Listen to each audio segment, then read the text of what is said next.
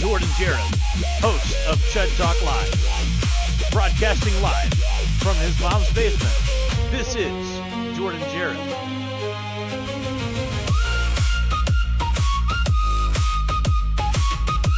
Music by Nito Benito.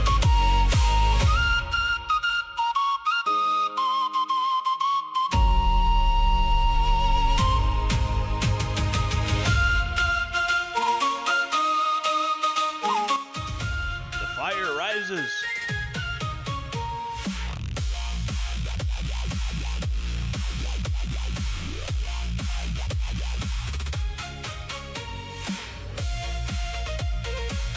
Waiting for everybody to come in. We got some possible guests tonight. Probably going to have Slingshot Warrior on. Probably going to have maybe Vex will call in. You know, I don't know.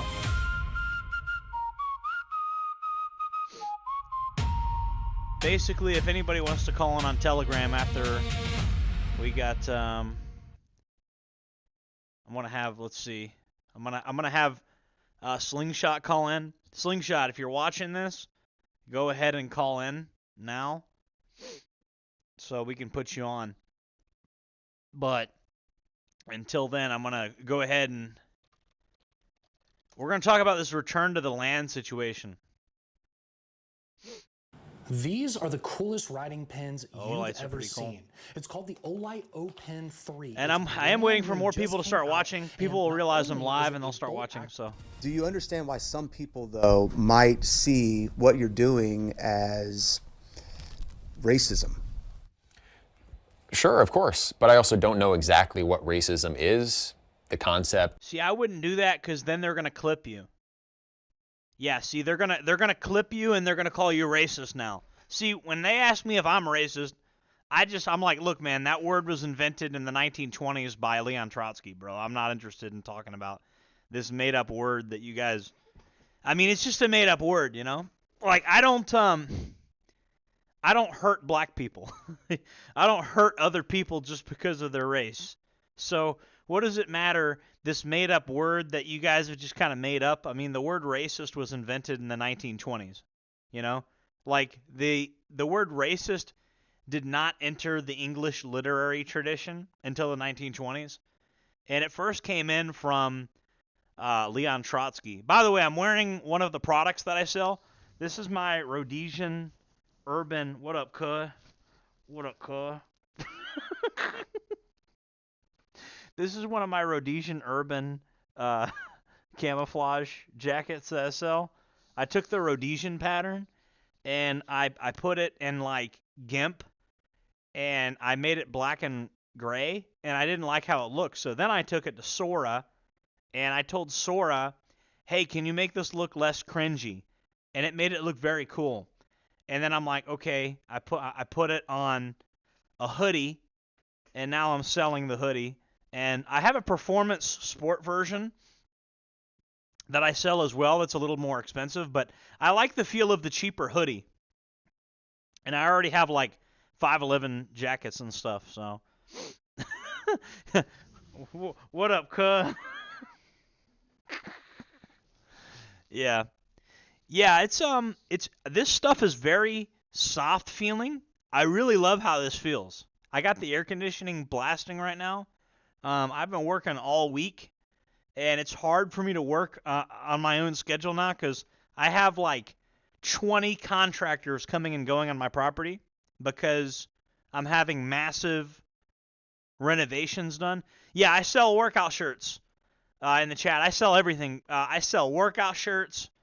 I sell, as a matter of fact, I'll show you guys what I sell. And I'm almost at there's like a threshold of like how much, I don't want to go here. I don't want to accidentally make my customer information lookable. I don't want you guys to see my customer's information. So I can't go to that page. Anyways, yeah, so I sell regular t-shirts and sweaters and stuff here. All right. But if you go to the camo section of my site, I sell athletic, stretchy clothing that is also like tactical earth tones colors and Very unique camouflage you can't get anywhere else on the internet. Like literally, like this is unique stuff you can't get anywhere because I designed it. And if you want to know what it's made out of, I have a couple ones that are made out of different things, but 90% of them is this type of material. It's the 88% recycled polyester. 88%. 88% recycled polyester. 88% recycled polyester. 88%. Just in case you didn't hear that. That is great polyester. It's 88% polyester. If you're in Europa, in the EU, if you're in the United States, it's 81%. So there you go. But it's basically it's stretchy, okay, and it feels good. And what I like about it, it's thicker material. You guys want to see?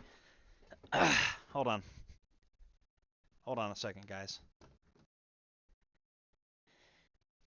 I was wearing one today in my video, my original Return to the Land video. I was wearing this shirt in the video. It's inside out here because I took a shower. I took it off, and I was working out in it. Hold on, guys.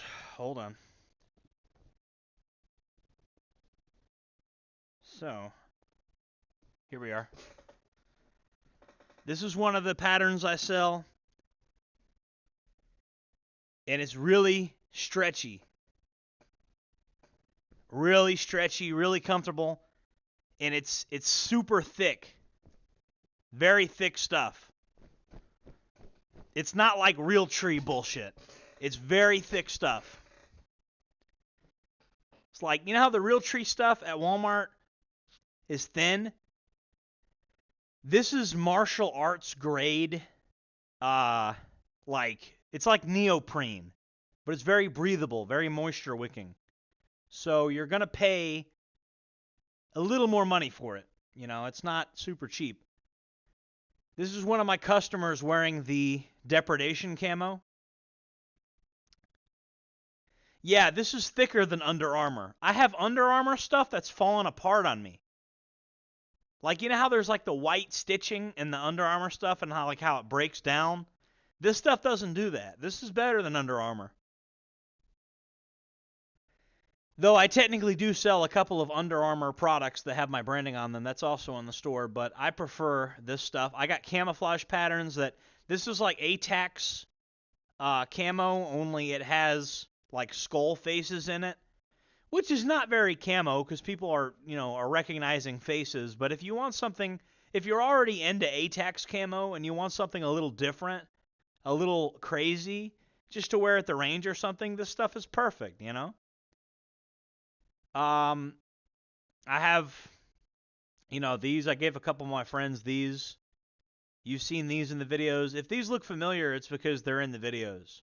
So, and it's just amazing stuff, you know. You buy it one time and you forget about, like, you buy it once and then you just forget about it, and then you got it forever. And it like, this is what I'm wearing right now, and it's super soft, super comfortable. The Urban Rhodesian camo stuff is pretty badass, but I don't want to plug my stuff all day. We'll get back to that. Let's get back to the Return to the Land stuff, all right? Has shifted over the years. If racism is hating other groups of people, I would say we're not racist. If racism is valuing your racial heritage and wanting to perpetuate it, well then by that definition, yeah, we're racist.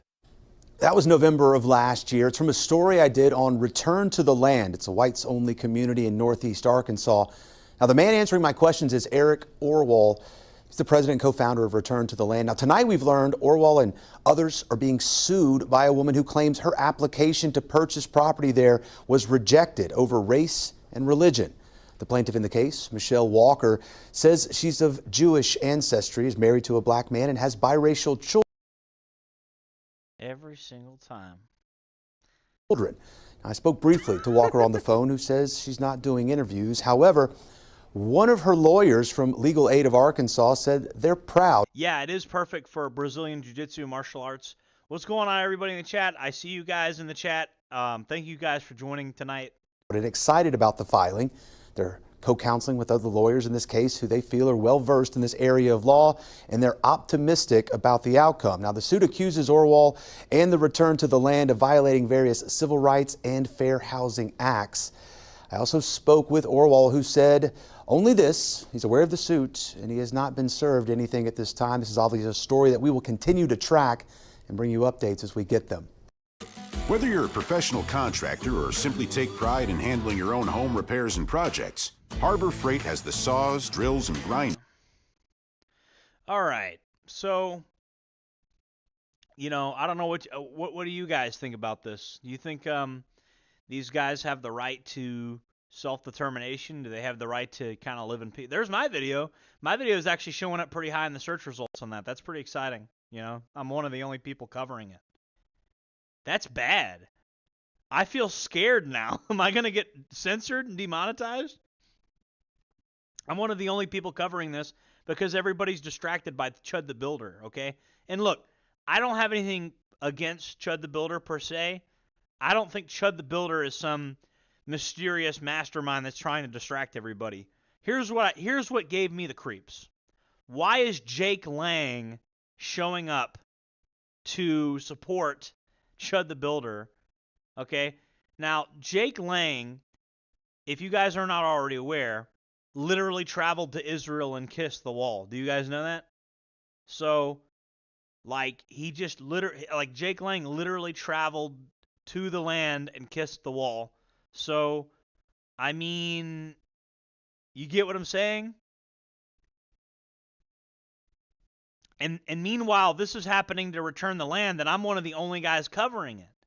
Like, almost nobody is covering the fact that these guys are getting sued. You get what I'm saying? Like, there's the lawsuit going on in the last couple days, and I'm the only person talking about this, and everybody's just seems distracted by the Chud the Builder situation. And so my whole thing is, we're sending $250,000 to this guy Chud, and don't get me wrong, Chud should have proper legal defense, but Chud is acting kind of goofy compared to Return to the Land. That's all I'm saying. You got a serious group of people really building a community, and then you got a guy that's like, okay, he's a First Amendment auditor, and I get that, but I just got the creeps. Why is Jake Lang showing up? And then you got Aiden Ross getting involved. And it's like, what's kind of happening is I feel like certain forces are trying to pull up on Chud and be like, hey, and not to mention they have dirt on Chud, okay? Because I don't know the extent of it. I know one time he dressed up as like a fairy princess for Halloween. I don't know if you guys have seen that or not, but, and I'm not insinuating anything about that because, again, teenagers do goofy things, okay?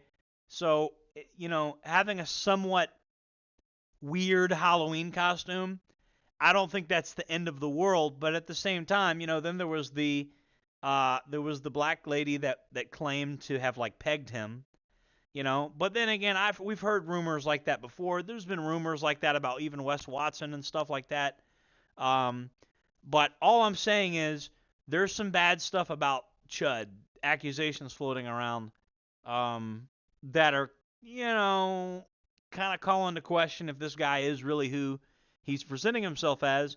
And the fact that Jake Lang and Aiden Ross and these different people are now circling around him. Where was Jake Lang before Chud got arrested? And we know Jake Lang. We know he traveled to the land, and we know he kissed the wall. And now he's supporting Chud. And now Chud is trying to get Aiden Ross involved. And it's just this whole conglomerate of these guys, and we know what they're involved in. And it's like, I don't want to say everything. Those who know. But it's like this is the this is the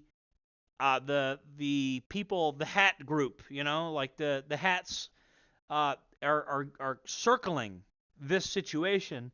And I'm like, meanwhile, you got this thing with Return to the Land, and everybody's distracted. you know?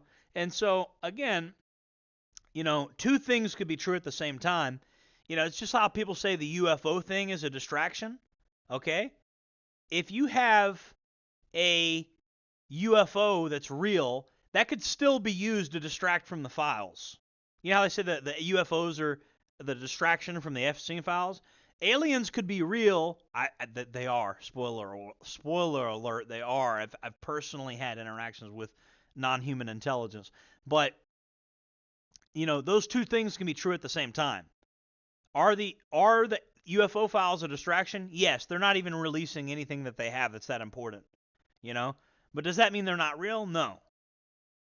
You see what I'm saying? So I think this Chud the Builder thing is being used as a convenient distraction, and then they move in on Return to the Land. Nobody's paying attention to Return to the Land right now.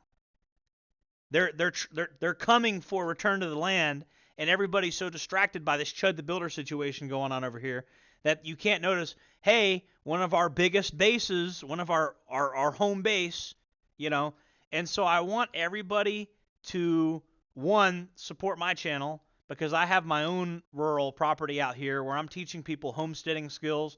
I'm teaching people self-defense, martial arts, things like that. Teaching people about pepper ball, how to build duty belts. I'm teaching people about their rights. I've got a guy that comes out here that I'm working with, and I'm providing training to people on how to. We had training on how to interact with cops the other day, because we ran into two cops and it was very professional. I invoked all my rights in a very kind, respectful way, and the cops were very chill. They were very professional as well. So I taught a guy how to invoke his rights respectfully, things like that. And a lot of things are going on here at Jereb Farm. So buy merch from Jereb Farm, and if you can, send a couple of bucks to Return the Land, because that is the closest thing we have to our version of Israel, if that makes any sense. Our homeland. It's the closest thing we have to that.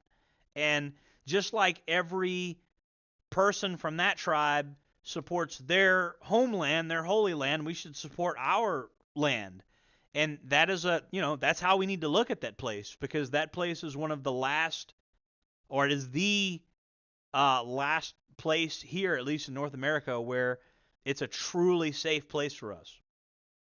And so we need to treat that place the same way the Israelis treat Israel, and we need to send money to it, and we need to support it.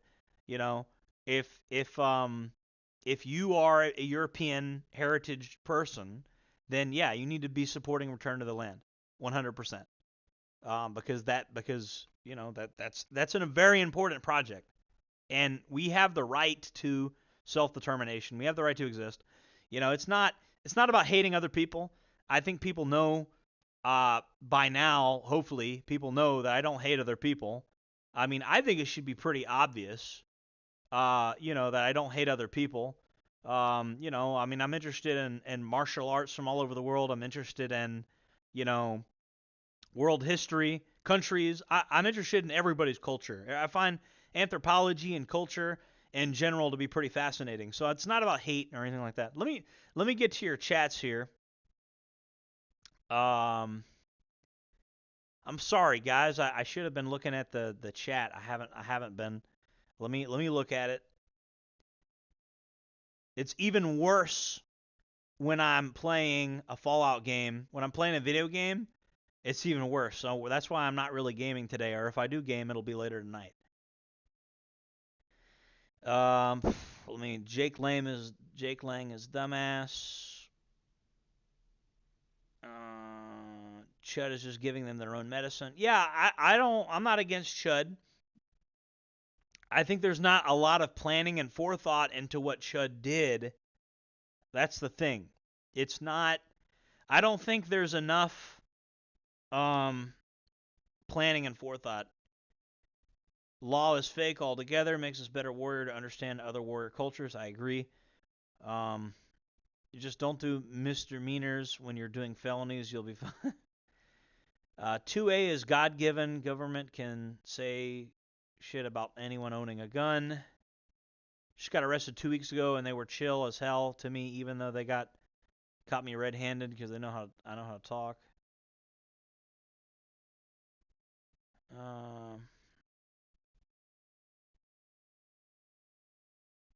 Yeah, so the non-human intelligence stuff, I want to do like a separate stream for that.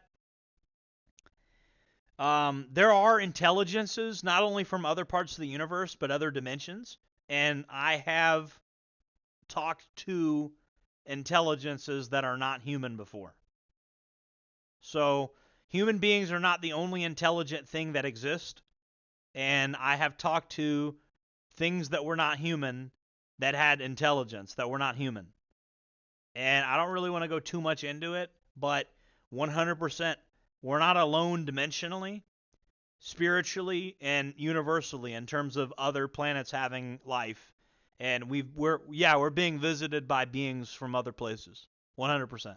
Some of them have interdimensional traveling capability, and I believe it's not like they've told me very much, but I believe that one way to have faster than light travel is to travel to a dimension and then move within that dimension and then travel back to this dimension. So it's like when you move, say, a mile in another dimension, you've moved light years relative to your position in this dimension, if that makes any sense. So that's just my theory on how they travel faster than light. But yeah, I 100% believe there's technologically advanced beings that have been around for billions of years that have interdimensional traveling capabilities, and I have talked to some of these beings. And so I personally know they're real. If you guys don't believe me, I don't know what to tell you, but I know that there are beings from other dimensional planes, other planets. I know we're not alone in the universe, and I know that we're visited by beings from other places. I know they have faster than light travel, and I know they have ships that appear to not care about the laws of physics as we know them. They're operating on some higher science that we can't fully understand. Slingshot Warrior didn't use firearm.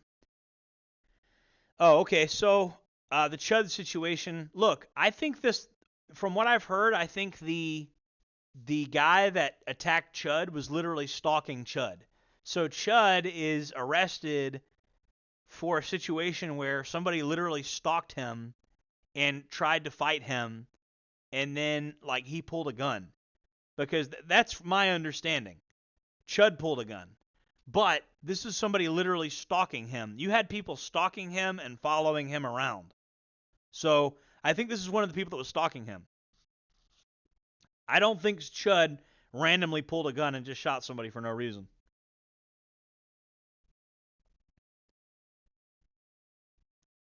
Yeah, let's see what the give, send, go is at. Hold on, guys. So right now, the give, send, go for Chud is at 274,000. I think Shiloh Hendricks made it to 1 million, if I'm not mistaken. So I guess we could call that pretty privilege. Like if you're a beautiful girl and you call somebody that and there's not a self-defense situation, you get 1 million. But if it's an actual attempted murder case, you only get 250,000. So you get pretty privilege. The girl gets more donations than the Chud. But then again, that was over the course of many months. Chud might get up to 1 million over enough time. I mean, just 48 minutes ago here, he got a $100 donation. I don't want to read the recent donations down there because they say some politically extreme things that I don't want to put on YouTube because I don't want to get in trouble with YouTube. You know what I mean? If YouTube gets mad at me, bad things going to happen. I don't want YouTube to get mad at me. So we're trying to stay within the community guidelines here on YouTube. We're real big on the community guidelines here on YouTube. There's a big thumbs up. There's a big thumbs up right there. It's me putting my thumb up because we're big on the community guidelines here. And so, you know, But yeah, return to the land's very important. Jereb Farm is also a very important operation. Okay, it's a very important. You support the Jereb Farm. Very important, guys, to support the Jereb Farm best you can. Hold on, guys.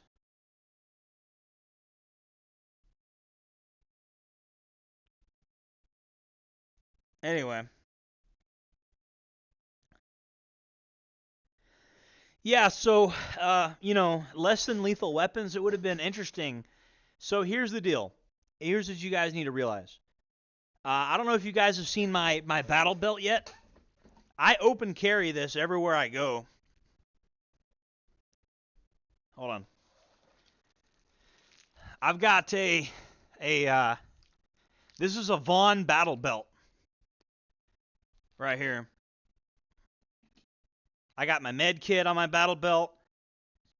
I got my spare magazines for the Saber launcher on my battle belt. Here's my magazines. This is my med kit. This is my holster for my Saber. And I got an SE5 knife. And this is a Vaughn battle belt. It was made by King Vaughn. Cause that man was in them trenches. I'm kidding. But it is a Vaughn battle belt. But it wasn't made by King Vaughn. It'd be funny if King Vaughn had a tactical gear company. And the reason I know about King Vaughn is because I spent a lot of time in prison, and I'd hear these guys talk about King Vaughn all day. I'd hear him talk about Pooh Shiesty and King Vaughn and all these people. Yeah, you can come in. We're gonna have Slingshot call in. Oh, tired. King Vaughn was in them trenches. It was in them trenches, you heard?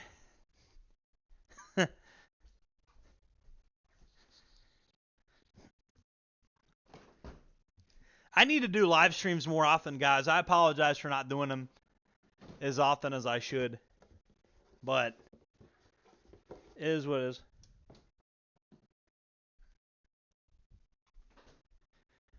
It is what it is.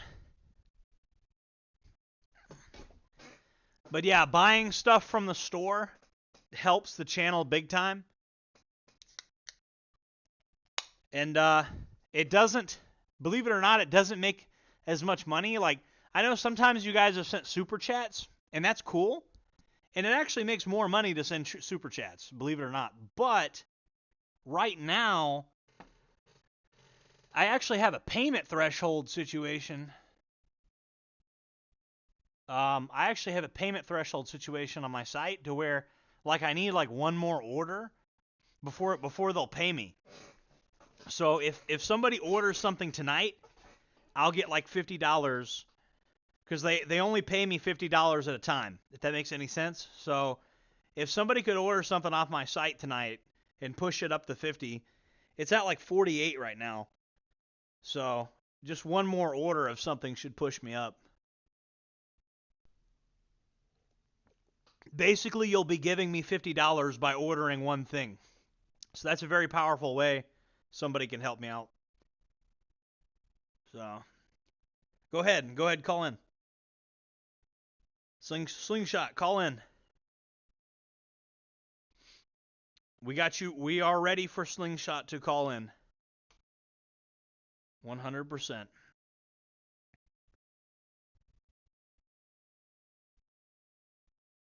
Oh, Chicago. Yeah, Chicago's Krydex and other brands to King Vaughn. Krydex, is Krydex all right? So I'm running a Vaughn battle belt. I'm running Spiritus Systems spud pouches. And I am running a Krydex med pouch on the back. And I bought it just to see. Oh, he wants me to call him, I guess, because he keeps telling me he's ready. All right. Hey. Hello. I was just telling these guys about the Krydex pouches, like the tactical gear. Oh yes. Krydex is okay. Very I good. mean, it's not as good as like 511 Tactical or Spiritus systems, but it's still pretty good. Yes. Are you aware of laser cut molly webbing? No, I have like a tactical backpack I carry. Let's see, over here.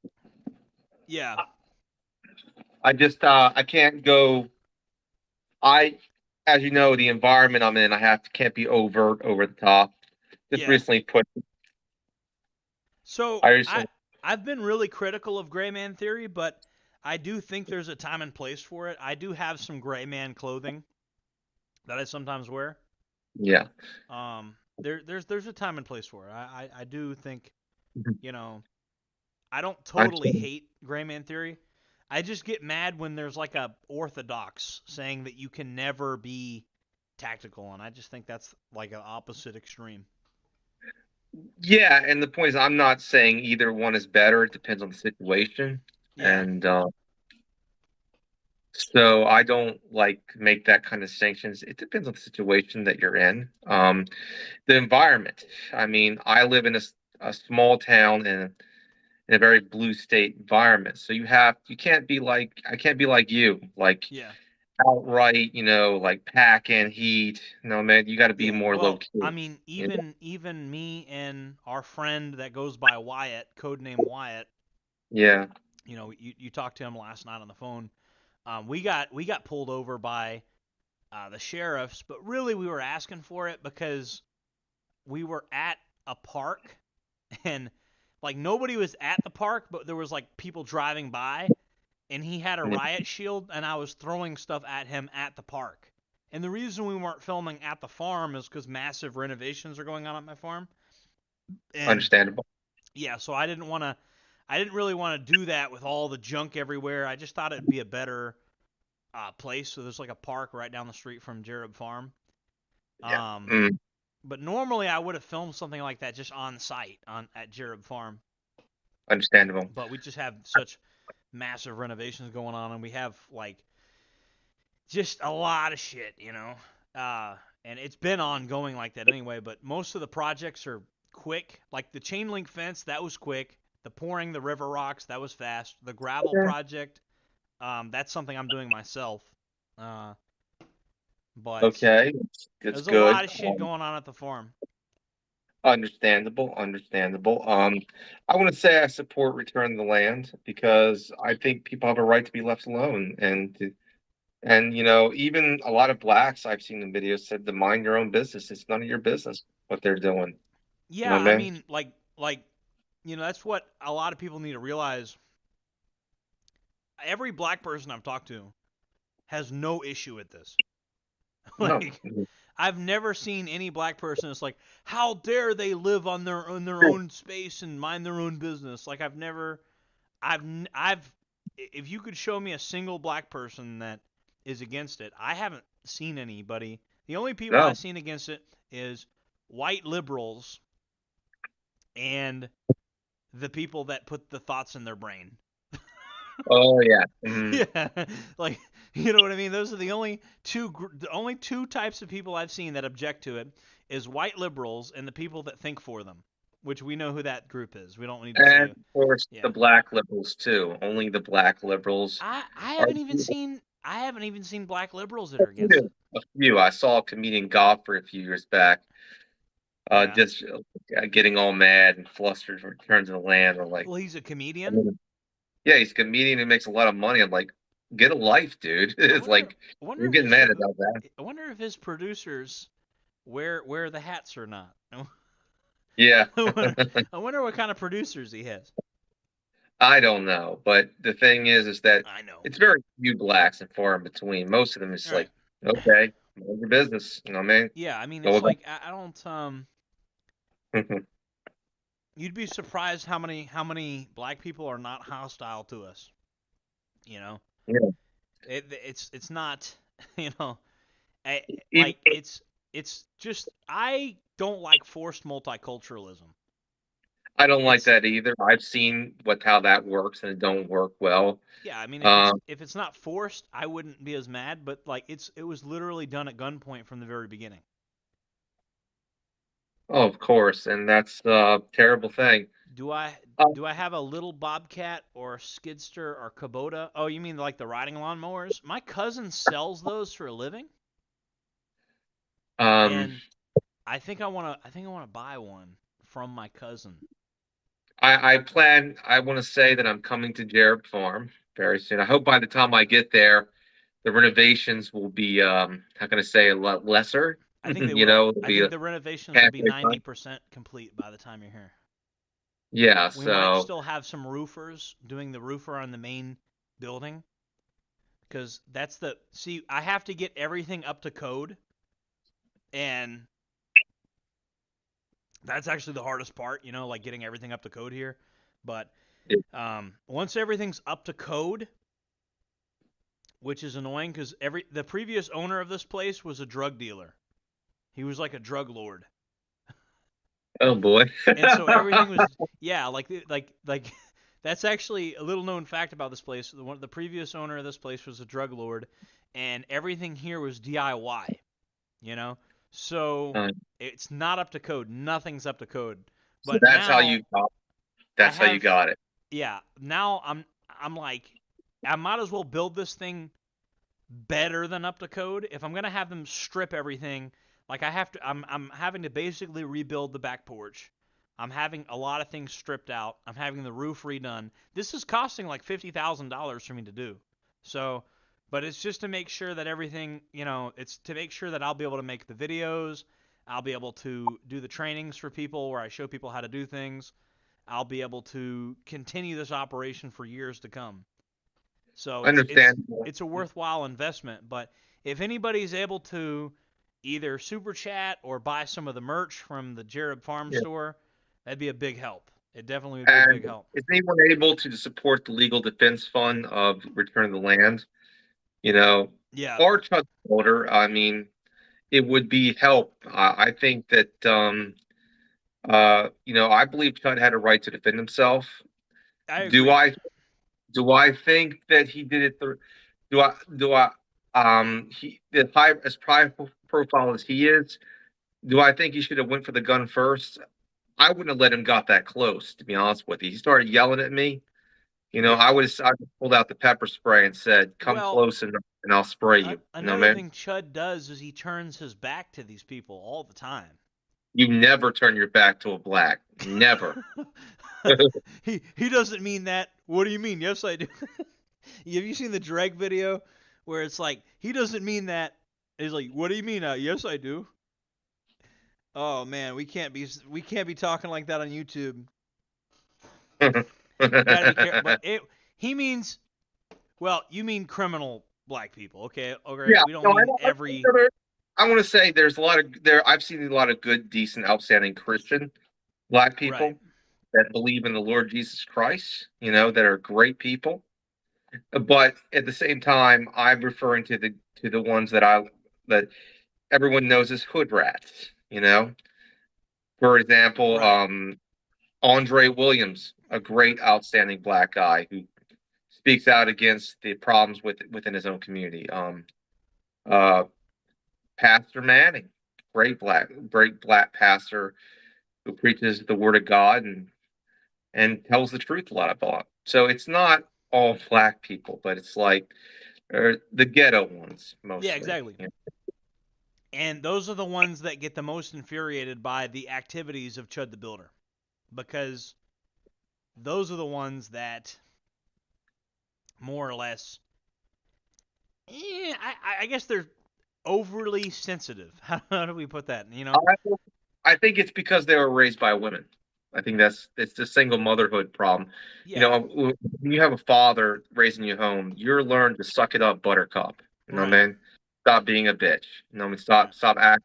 You don't get mad over words because you're taught to basically kind of like like Cobra Kai, got to learn to take roll with the punches a little bit, and be a little stoic. I mean, a lot of people have said things to me, but you didn't see me getting mad about it, you know. Right.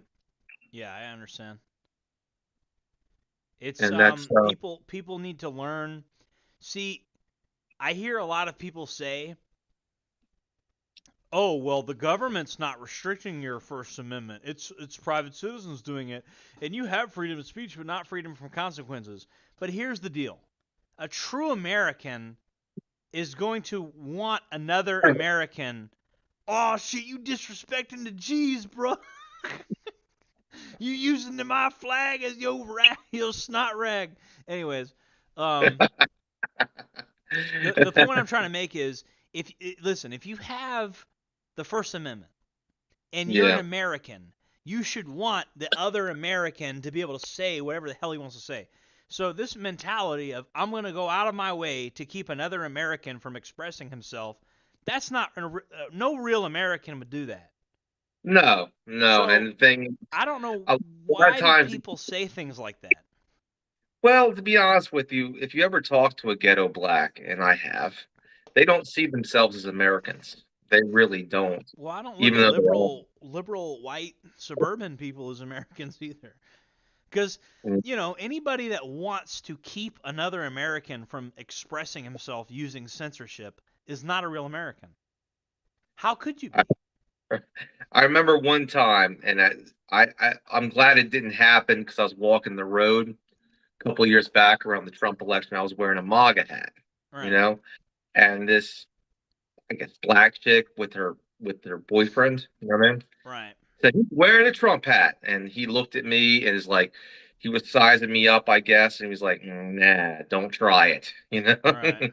I'm a big dude, right? It's Yeah, like he's a skinny dude. Is like, would that work? You know what I mean? If I try to fight right. this dude over his hat, But, with the Trump thing, unfortunately, Trump has not done well by us. He's not kept a lot of his no, promises. no. The thing is, but I was a supporter in the early days, Well, so this is you not the know, same administration, though.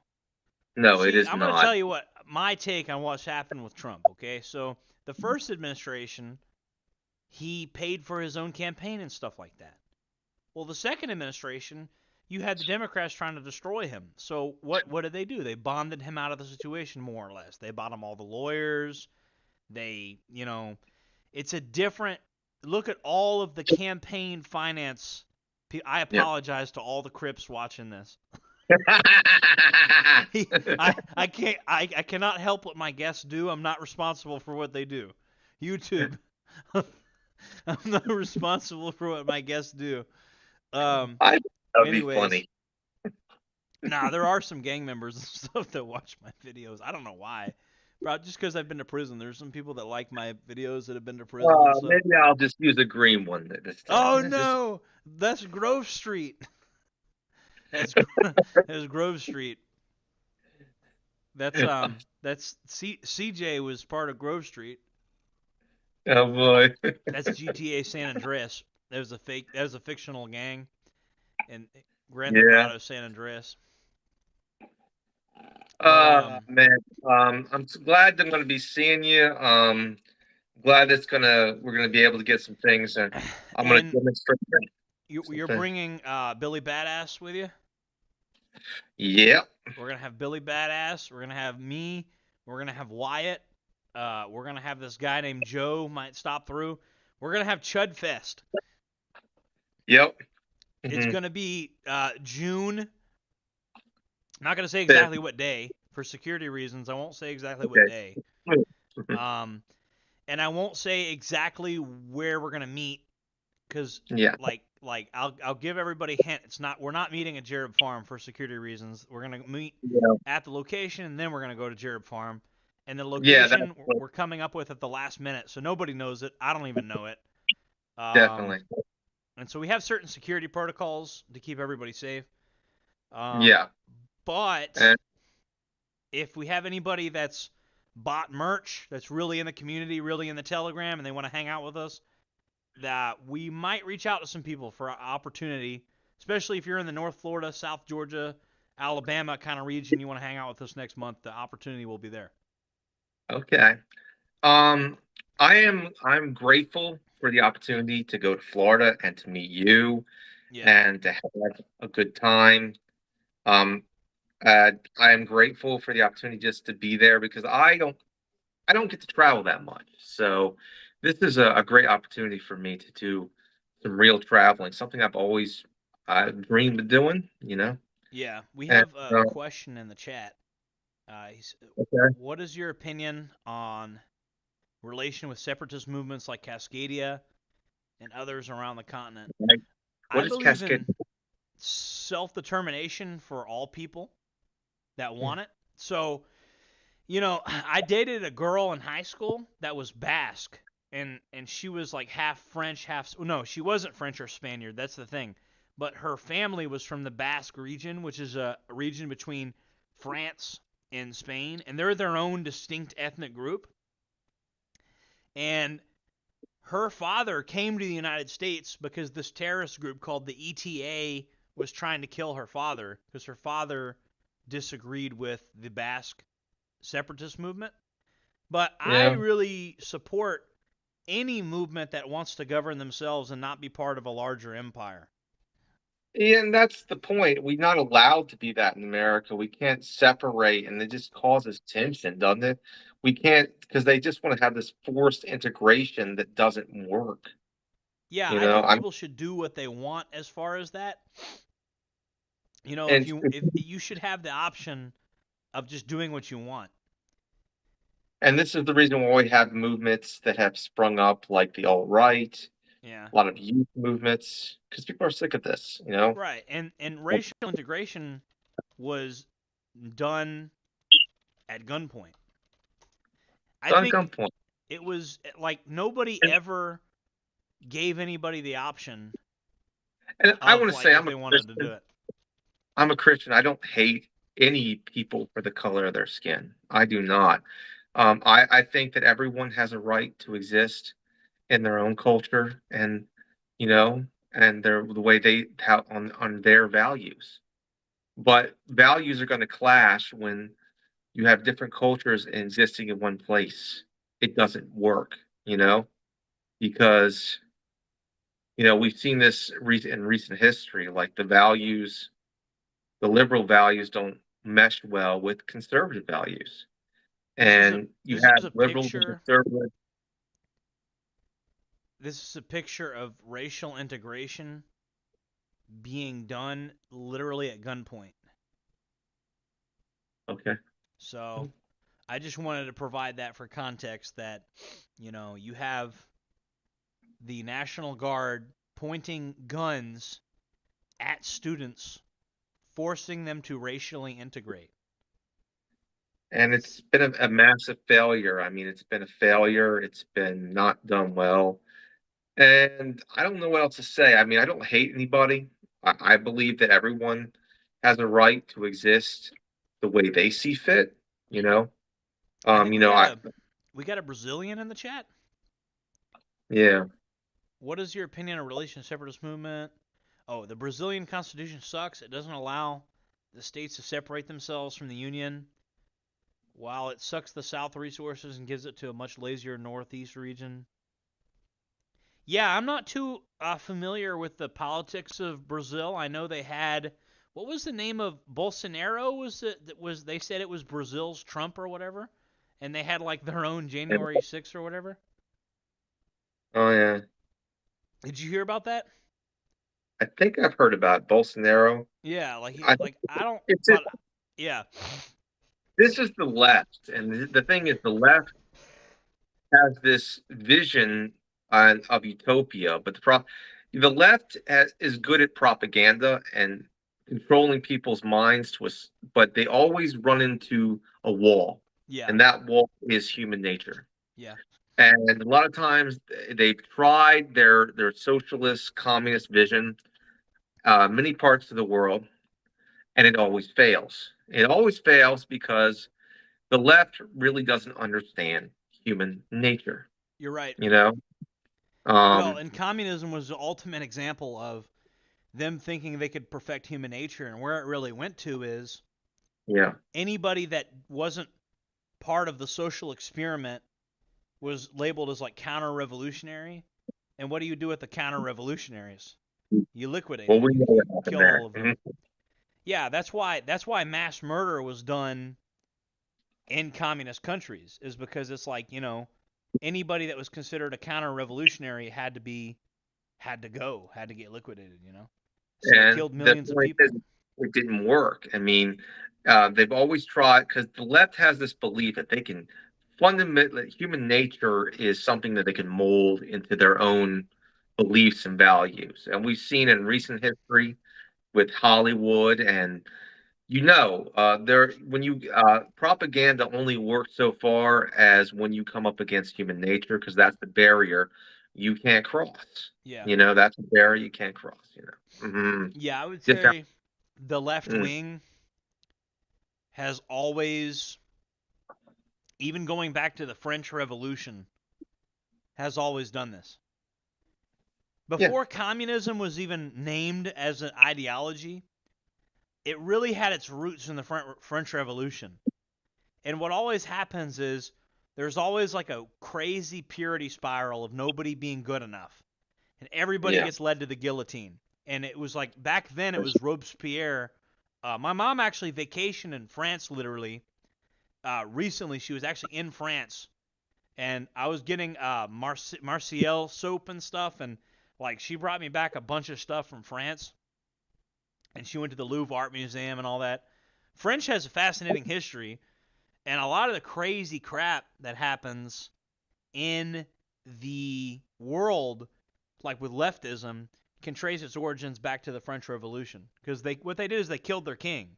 They killed their king, they killed the queen, and they had a crazy uprising of the normal everyday people. But then what happened after that was Napoleon. So you get a right wing backlash when these crazy leftist revolutions happen. It's normally what happens.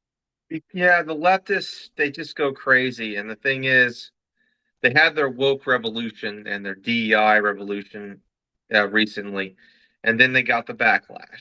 And now they don't like Yeah. the backlash. We've seen like 4 assassination attempts on President Love I think it's more Referendum. than that. I think there's been so many. I think we're at like 6 or something. And the left, when you tell the left about their violence on their side, that like they're violent agitators, well, they say, well, you're the one agitating us into violence. That's Yeah. their answer. Yeah. It's your rhetoric that agitates us into violence. And that's like an abusive parent saying, you made me do this. No, man, it's crazy.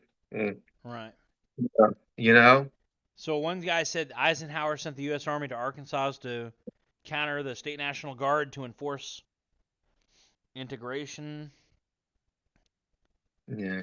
I'm just reading all the comments. Sao Paulo tried to secede a long time ago from the rest of Brazil. Politics in Brazil is just circus. The left deceives one region and then they get elected. Then the right makes promises which they don't finish. Yeah, it seems like Brazil is a microcosm of a lot of what happens in the United States. I think, United States might look more like Brazil someday as far as how the politics function. I would say that the United States is going to break up like the Soviet Union did. Or like The only Yugoslavia. the only thing that keeps the union together, in my opinion, is the federal government. What happens if the federal government gets weak after a major financial collapse? They can't keep the union together. So, You yeah, know? and there's no unifying vision unlike what an American is. Like you need to have some kind of unifying national identity, and liberalism has all but destroyed that. You know, Yeah, and the like, thing and the is, liberals don't want a unifying national identity. yeah, and the thing is, they don't want that because they want communism. They want a communist takeover of the United States. They don't like the United States. They want communism. I mean, Yeah, it's a part of but the point is I don't think it's going to work. I mean, the whole program is not going to work. I mean, they can't get it done. And I guess the fundamental difference between the left and the right, I don't, we might go, I hope we don't have, I don't think we're going to have a civil war. I Right. really don't. Because if that does happen, someone would have to kick off really bad. I mean, it'd have Yeah. to be like food shortages, you know what I mean? Have to be something really bad, Which you could know? happen. You could have a, agricultural disaster or a pestilence or famine that could Yeah. cause that.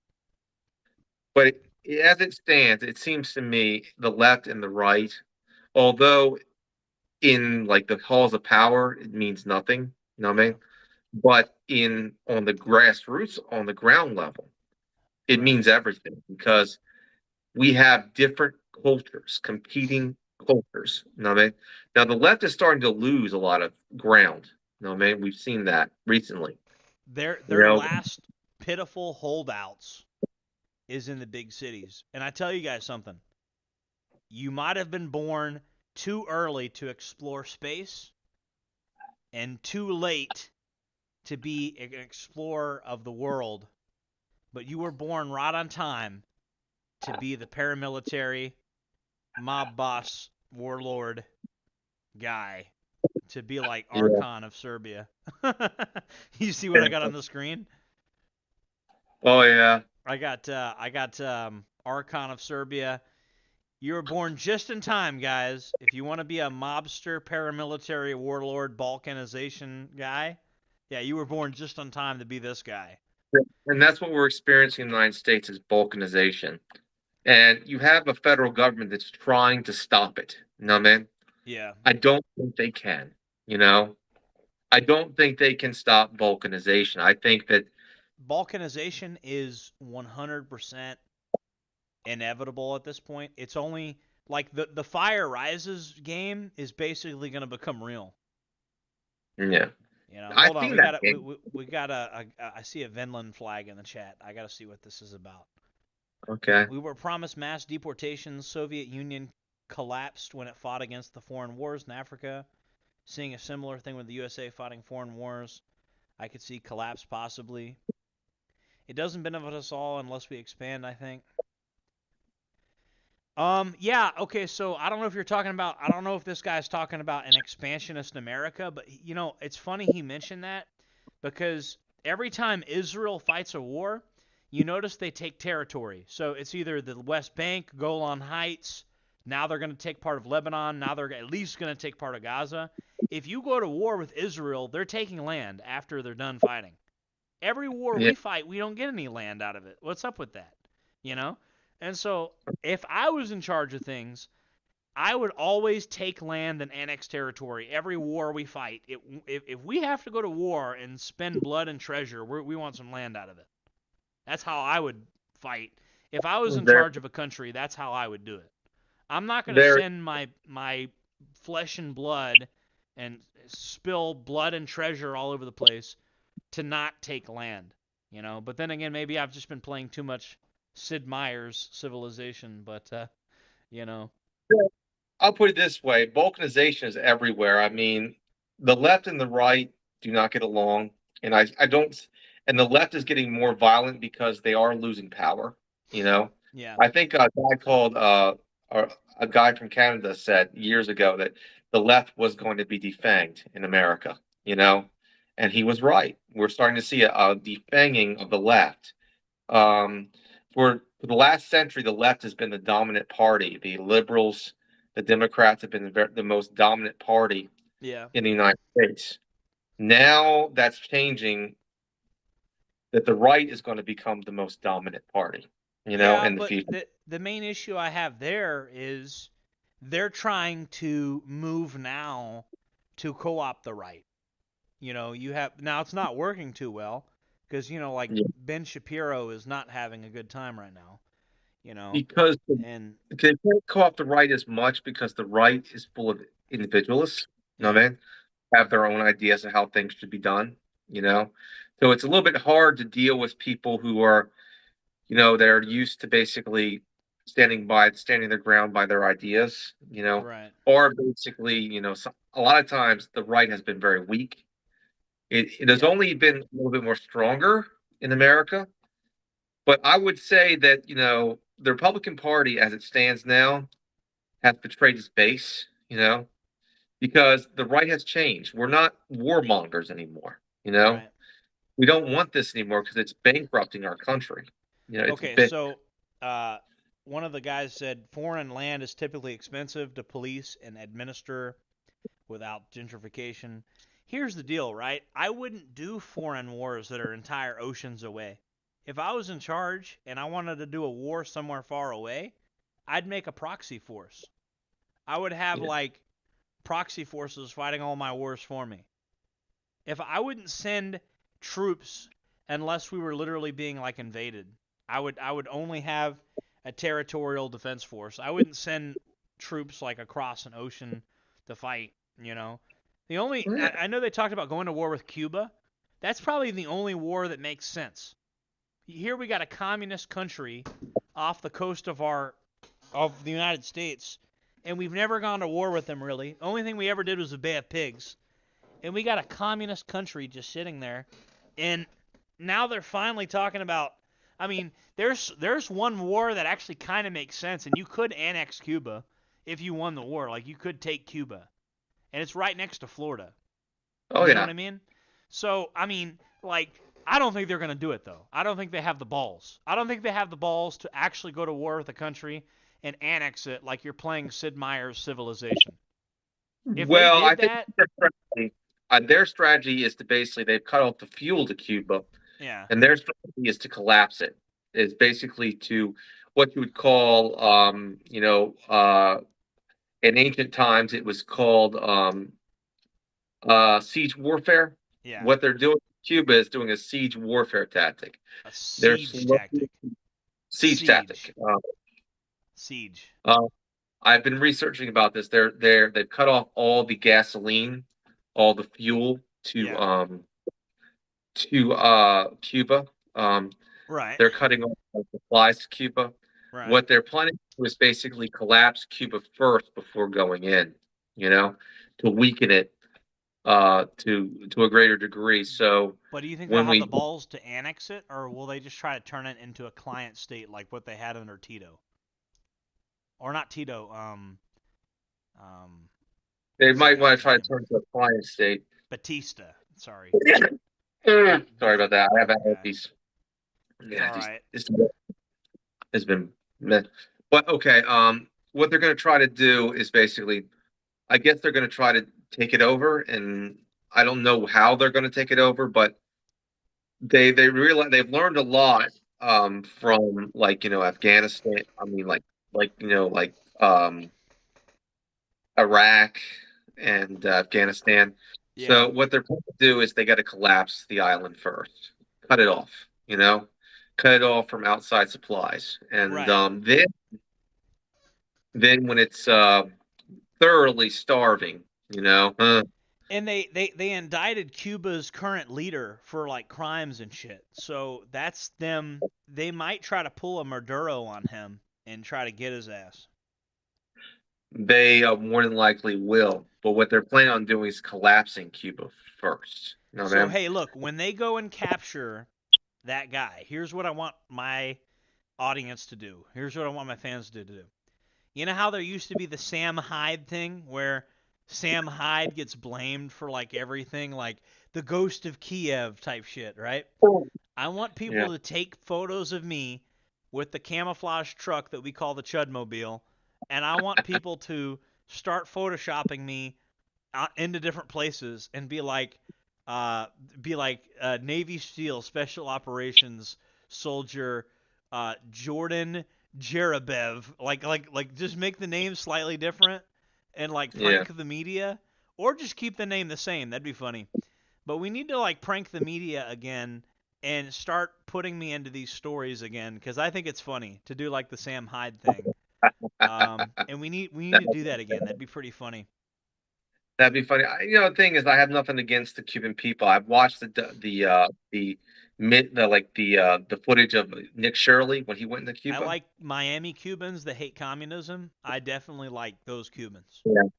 And I I used to hang out in Miami, and I got pictures of me when I was hanging out with Chris Cadino down there, and he's Cuban, so I don't have any issue with the Cuban people at all. No, neither do I. I mean, have you seen the Nick Shirley video about how he went to Cuba and recorded a lot of the poverty and a lot of the horrific stuff that's been going on over there? Yeah, yeah, I did see that actually. I've seen a lot of the different YouTubers that have traveled to Cuba.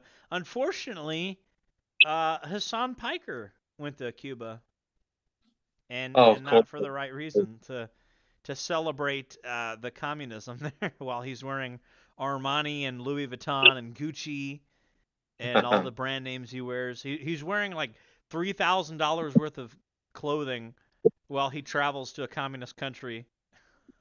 Have you noticed it's the most weakest men who are liberals? I mean, it's the most Yeah, typically, yeah. gay Yeah. men that are liberals. I mean, you don't Also, have the. just men that are trying to. I've noticed there's some men that think that they can get laid by being liberal. Oh, I'll be a liberal. Please give me some pussy. Oh yeah, that never worked. And That's I tell. Brian off Family Guy. I once had this male feminist comment on one of my posts, right? Right. And basically was saying, "Oh, you're a misogynist, whatever." It was like yada yada yada.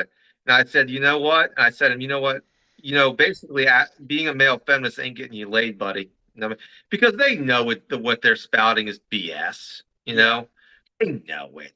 You know what I mean? Yeah, they But know. they say things. They virtue signal because they think it's going to get them laid. No, I found that women respect you more, even if you're not getting laid. If you just tell them that they're full of shit, Yeah, pretty true. much. I mean, our duty as men is to protect women, but the main thing we need to protect women from is themselves, because Yes, they don't and know, the they don't same. fully comprehend how the world works like we do. And here's the Okay? thing: I have a different opinion. For example, white women have gone insane. Yeah. So I have been, let's say, Well, getting white women down are always saving the world. Haven't you seen the Marvel movies? with. White women are Yeah. saving the world, and whenever I'm out in public, I'm just like, I just hope a white woman comes and saves me from, like Wonder But, Woman just comes in. but all jokes aside, it was like, and I've said this on my streams. I have gotten more respect from Latino women than Yeah. I'm starting to go into the direction of dating Latino women because of the fact they have more respect for their men. They Yeah, actually but like. I want my Mm, kids to look like me. So that's the problem with that, no, you know. I know, but as for me, I'm But thinking about going in that direction because white get women have get lost their a damn. get a Yeah, Spanish girl from Spain, and then you have those genetics. You know what I mean? it's so true. So, But and they're pretty conservative, a lot of them. Depending on, just stay yeah, away from actual like Barcelona, Catalonia, like urban centers, and look at the Spanish countryside. yeah, I hear you. It's just like the Western, uh, American white women have really lost their damn minds. And, but this is Damn. the thing. I don't understand it, but that's why I think liberalism is just weaponized female nature. It's just Yeah. female nature. It's like toxic femininity, Damn, man. pretty much. Guys, I'm sorry to interrupt. It's pouring down rain right now. This is gonna ruin the holes we dug for the concrete pouring and shit. Oh boy, I'm sorry to hear that, bro. Yeah, this is not good. I wonder how bad this is gonna get. These Do not. contractors have fucked up royally. Oh Oh boy. man, it's gonna be raining till 3 a.m. I don't know if an hour of heavy rain will do this or not. Well, I'm going to rather enjoy coming up and seeing you Yeah, when the time comes in. I mean, I don't know if I it's should been go raining outside. nonstop. If I It's should been go raining outside and nonstop put a around tarp here. up or not. Oh yeah, it's been raining nonstop around here. We'll check the It's camera. been a couple of days of rain and the temperature dropped around 50. So it hasn't been fun. It's been cloudy, rainy, and Oh that. man, are you getting this? You watching this? Who, what, when, where? This, they should have put tarps on those holes, bro. They got the rebarb in the holes, and they have the holes dug for the concrete we're about to pour, and this shit's about to get ruined, guys. Oh, man. I don't know why they didn't put tarps over those holes, bro. This is crazy. I don't know if you're getting this or not. I don't know if you're seeing this on the screen or not. Yeah, but it's a delay. Thank you, Sabrina. God bless you. Yeah. God bless you, Sabrina. Well, at least the drought's over. We had fire conditions. Wildfires are like going all over Florida. But now, when I don't want it to rain, it's raining. You know. You know, at least this year at the tournament in PA, the weather's going to be a little bit better. That's one of my Latino beauties, Sabrina over there. She's awesome. Latina beauties. We love our Latinas. Here at the JordanJJereb channel, we love our Latinas. Yeah. And Latinas love me. They love me. Let's check the Latina women. I mean, if they put you in prison, what you do, you take your tray and you smash it into the sprinkler system, and maybe water go everywhere. And then the guards, they respect you after that. They won't fuck with your tray no more. I remember this guy told me to do that. He said, what you do, you take your tray, they put you on property restriction, right? You want them the guards to respect you. You take your tray and you smash it into the sprinkler system, and maybe water go everywhere, flood the entire dorm, and then they never fuck with you ever again. I'm going to be bringing this one knife. That looks like similar to, you know, that's based off, I know it's not a Gerber strong arm, but it's based off the Gerber strong arm. It is. Now, it's very cheap. I got it for $8.99 on eBay. It's a beater knife. Oh, my God. It's a knife. We're getting flooded. We are absolutely getting flooded. I see it now. I see it now. Guys, this is 40 days and 40 nights. My construction project has been ruined. These contractors have completely screwed me over by not covering these holes. I might have to go out there in the rain and put the tarp over those holes. And you guys are about to watch me do it live. I'm going in. I've got to go out there and I've got to cover those holes. So, guys, just stay tuned. Use an umbrella in Florida. Listen, hey, Justin, I need you to talk to them while I cover those holes. I'm going to be on the camera. You guys will be able to see me, okay? You hear me? While I'm gone, I need you to talk to them, okay? All right. You're still on the air. I just need to go for about 10 minutes. I'll be back, okay? All right. All right. I want to say I'm looking forward to meeting JordanJJereb at Jordan Farm. Jereb Farm. Sorry. It's going to be great.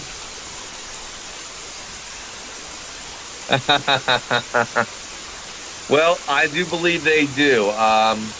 There are a lot of very attractive Latino women. Personally, I like the short stature and the large bazongas. You know, they have very pretty faces. So, what can you say? They look great. You know. Anyway, so that's, we all have our preferences. I mean, I used to date redheads.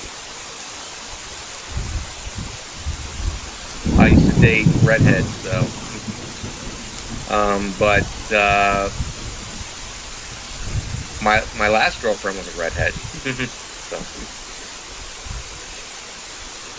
anyway, that being said, I can't wait to go to JordanJJereb Farm, and I'm going to be demonstrating primitive weaponry. I'm going to be demonstrating primitive weaponry, something that hasn't been demonstrated on his channel, and that's where my expertise comes in. I bring the slingshots. I bring the throwing axis. I have a throwing spear. I bring the crossbow. So what I'm demonstrating at Jereb Farm is basically primitive weaponry. That's going to be what I'll be doing over there. Is you'll be seeing me demonstrating the use of primitive weaponry, of primitive methods, primitive, well, not the atlatl. I don't have an atlatl, but you'll see me do a throwing spear. I have a short javelin type throwing spear. It's called a Sheffield Reaper that I throw. So you're going to see that. Don't have an atlatl, but I do have a crossbow. I have throwing axes, so I'm going to bring. I have this bad boy. I decide to bring this one.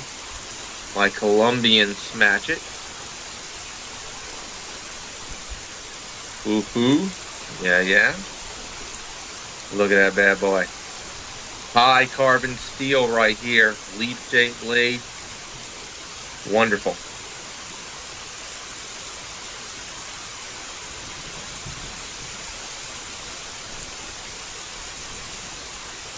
But yeah, I'm doing what I can, and the thing is here is that this trip I'm looking forward to, and I'm a Christian.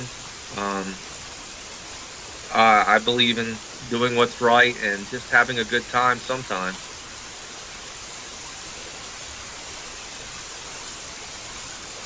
Hey, you see me on the feed there? Yeah, I did. You got your flashlight. Yeah, so one of the fucking holes is on the big drip line where all the water goes from the gutters, and that one of those holes is completely filled with water, and they have a hole there with rebar in it, and I was terrified I was going to get struck by lightning, and my shed's still open. I got to go back in there, and I got to close the shed. Is it true you can't use an umbrella in Florida because of that? You can. I have a waterproof jacket. Oh, same here. Yeah. Someone asked me what kind of crossbow I'll be using. Well, I'll be bringing my Cold Steel Cheap Shot. Okay. That is a single shot crossbow. Very powerful, like 130-pound crossbow. Yeah. Now, my friend, the big guy, right? Right. He's going to be bringing a recurve bow. Now, man. Right. So we're going to be demonstrating primitive weaponry. I'm going to be bringing this as well, as you know. Let me see how you did with audience retention while I was gone. Let's see if you retained the audience or not. I don't know. I talked to him. Oh, you did okay. We got 8 people watching now. That ain't too bad. But I do look forward to demonstrating primitive weaponry, which is something that I have not seen you do. You know what I mean? On your channel, is like demonstrating some of the basic primitive weaponry, and so I will show you how to throw an axe. I will show you how to throw a spear, and how to shoot a crossbow, and how to basically shoot a bow, and that's going to be very good. And I'm going to be bringing some of my launchers with me. Also, I'll be bringing my Crossman Vigilante with these. Right. I can't. With these are Crossman Fast Flights that can pierce through. Just can pierce through a car door, actually, because they're short and they're sharp, and they're fast, light. You know what I mean? As you've seen in my recent videos, they can pierce through a baking, like a baking pan. And for those who don't know, a baking pan is a lot harder than human flesh. I put holes in it. Yeah. Hey, Slingshot, I'm going to close the shed. I'm going to go outside, and I want to see if you can hear me on the camera while I do the stream, okay? That's another test I want to do real quick, okay? Okie dokie. All right, I'll be right back. Just talk to them, and let me know if you can hear me on the camera out there. Well, you probably won't be able to hear me because it's on the stream, but my viewers might be able to hear me. I blew my nose in this allergies are killing me this wet weather. All right. Well, those flamethrowers. Well, I've seen those electric flamethrowers. I've seen them. I can't get one because they can't ship it to my state. I wish I could though. But I've come up with a few ideas as a flamethrower alternative. There's a type of torch that I thought about getting on Amazon that's similar to that, you know, a propane kind of torch, you know. But yeah, flamethrowers. I can't get them in my state because they won't ship them. So I've seen them; they're great. My good buddy DK Spencer actually uses one of those. He has a PCP air rifle with a flamethrower at the bottom. It's really awesome. Hello. Yes, he's out there Hey, chat. securing can you his guys hear me? concrete. Can the chat hear me? Let me know. I can't hear you, but if you can hear me, please let If me you know. want to chat, check out you my can hear me. content, check out my see shorts me when I dancing? shoot That's me. these cross and Alright. fast flights. All right, there we go. Activated with my the light cross here. and vigilante. Motion Now, activated light. Chat, if you I have can a hear pellet me, pistol, yes, but please these cross and fast let flights, me they can know put in the chat. holes You can hear me? through me metal know. sheets. I mean, that's how powerful it is. I mean, I once tested it on you know what a vinegar jug is? It's got a thick plastic wall. Filled it full of water. Shot a couple of these through a vinegar jug, and it went through the jug, through the water, and out the other end. So it works on this principle of a sharp point and a thin diameter.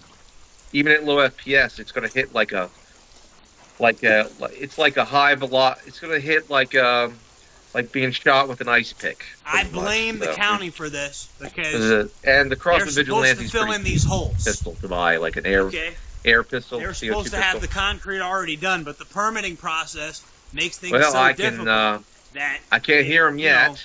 these holes were But, already supposed to be filled in with concrete. Now they got to be redug. And on top of that, I don't blame them as I much, can but see why did 'em. the contractors not put a tarp over these holes? I think I can hear a That's little bit. annoying, But this is just the never-ending drama that happens here on Jereb Farm. I can hear okay? 'em. If you guys Yeah, can hear yeah. me, please check out the store, okay? Because we need help. Awesome, right here. We need to Mr. raise a little bit of Chud. money Mhm. here if we can.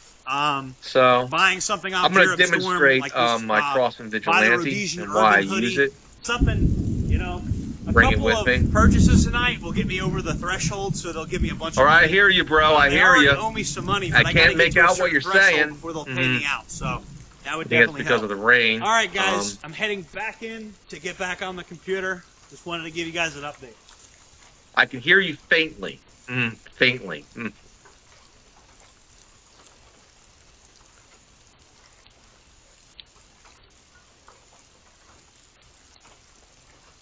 Awesome. Can you do like napping? I can see you. I can see you. Can't hear you.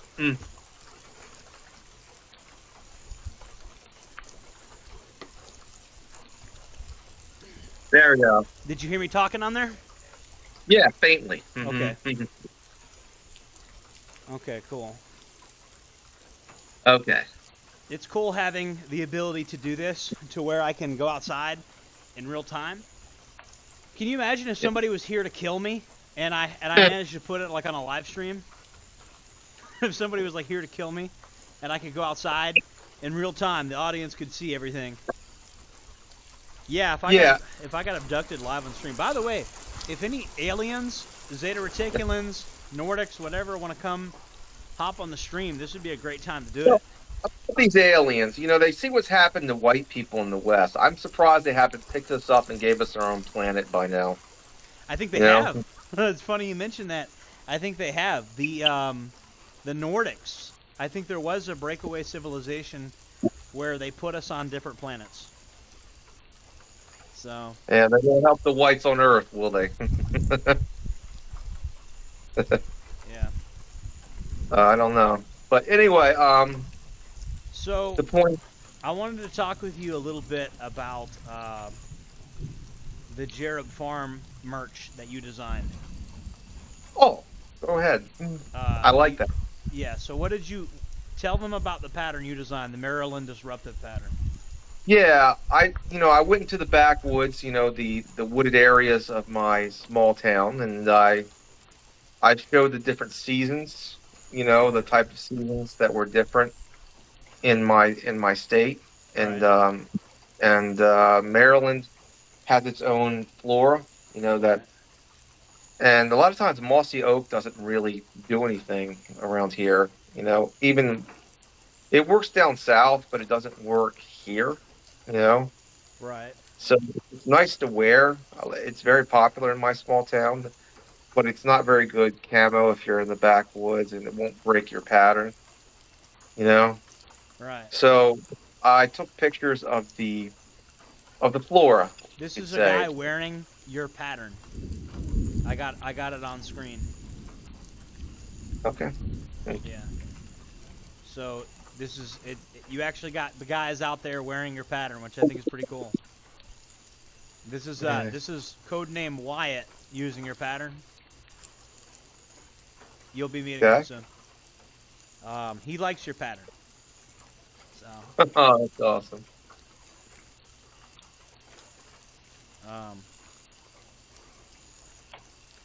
but yeah, it's just good having these streams. It's good having everybody together. By the way, you have phone cases in your pattern. You have a hoodie in your pattern, which is the same soft hoodie material that I'm wearing now. We even have like athletic pants, like jogger pants that have that camo pattern on them. Awesome. So we have everything in that pattern.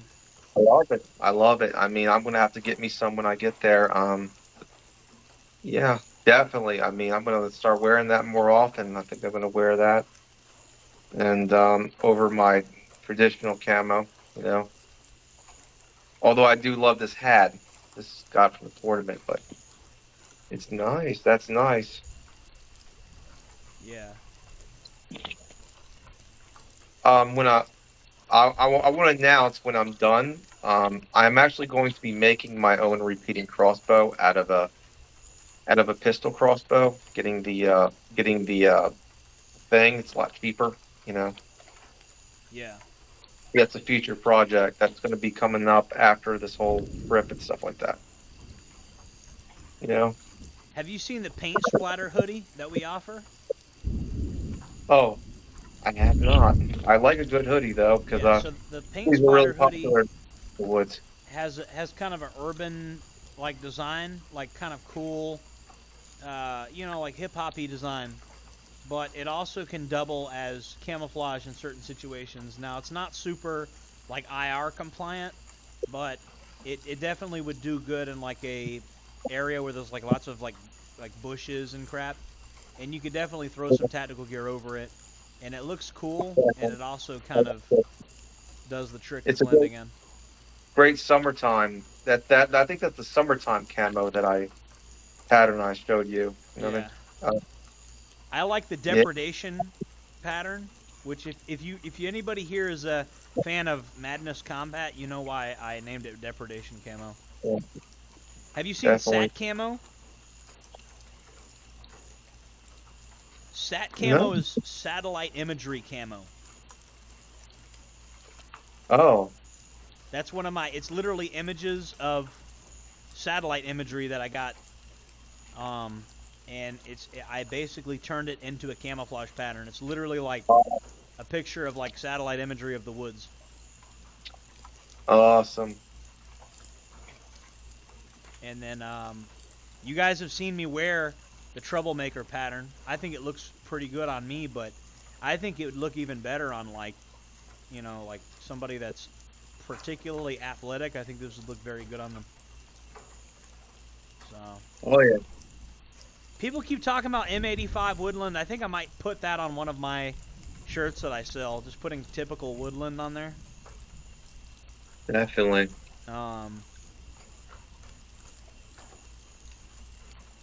Let's do a poll on the chat real quick.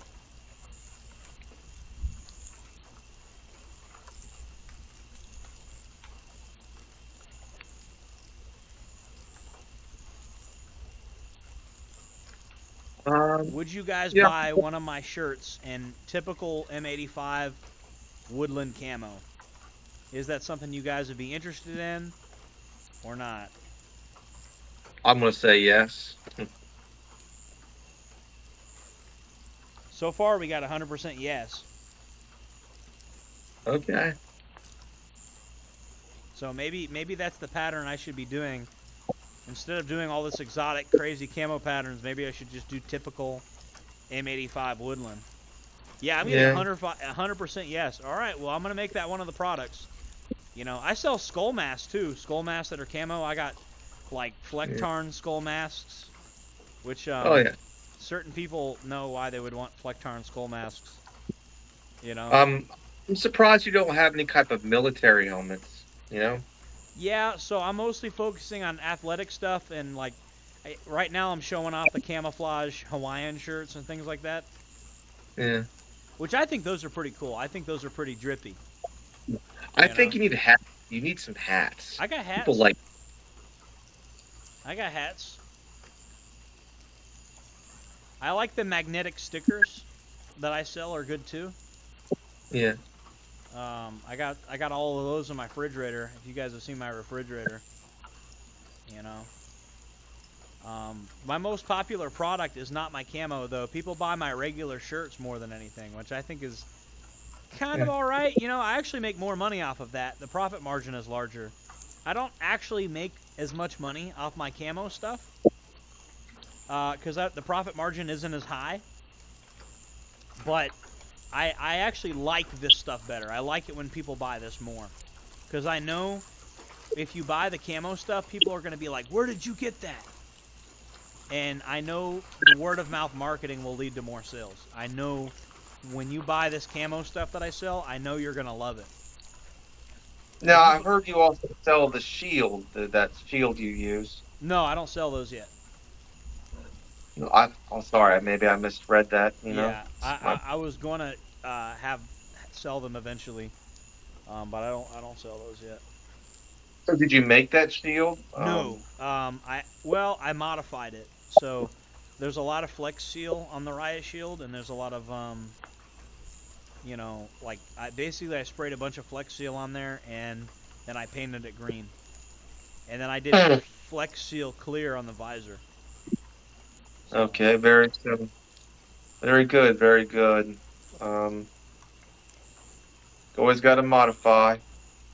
I think I'm gonna start selling shirts in more classic patterns instead of my own patterns. Yeah. I think that's what I'm gonna start doing because these guys want woodland, they want Flecktarn, they want, you know, and so far the only thing I sell that's classic is socks. So I have socks in every pattern. I got you know, Marpat, I got UCP, I got, you know, basically I have my own versions of these patterns that are not copyright. And if you've ever wanted Flecktarn socks, I sell Flecktarn socks. If you've ever wanted multicam socks, I'm one of the only places on the internet you can get multicam socks, you know. If you want woodland socks, I'm one of the only places on the internet you can get woodland socks. Of course, it's called Schwoodland. It's my own version of woodland, though. But, you know, instead of ATAX IX, it's Haystacks IX. Oh, fuck. Oh, no. You hear that? Thunder? How come there's no... I can't see rain on the screen, but it's apparently raining like crazy. That's kind of weird. Florida. Yeah, these contractors really screwed up. I'm gonna have to talk to them about it. They screwed up big time. They should have covered these holes with tarps, and they didn't. You know, they said they had it. They said they'd do it. You know? Yeah. Anyways, I'm just gonna leave the camo socks on the screen. That's something They're people great. might be interested in. I like some of those socks myself. I mean, they're great. I could use some of those socks myself. You know? Yeah, the camo socks are very cool. You know, I'll put it this way. How do you deal with ticks in Florida? Because I was in the backwoods recently, as you know, and I take a Peppermint. lot of precautions when it comes to ticks. Yeah, I use peppermint, and I use I do a lot of stuff. You know, I clean my house with vinegar. I use peppermint, and I use what's that shit called? There's stuff you could buy on Amazon that has natural stuff Deet? in it. Okay, Deet, you buy the yeah. nap. I use a little bit of everything. And then another thing is I take baths instead of showers, and I bathe in Epsom salt. Let me turn this down a little bit. Okay, all right. Well, I'll put it this way. Here's what I've been doing. Now, I made the mistake of not spraying my legs, and that was my pant legs pretty much because I have, I've sprayed my hat, my shirt, and with this DEET stuff, right? This heavy duty stuff that repels mosquitoes and ticks. And I have some bug repellent. I spray my arms and the back of my neck. I forgot to spray my legs, and I got when I took off my pants, just around my knee, there was this tick feeding on my blood. You know what I mean? Yeah. Yeah. So the mistake I made was not spraying my legs. You know, and that could be a big mistake if you don't know it.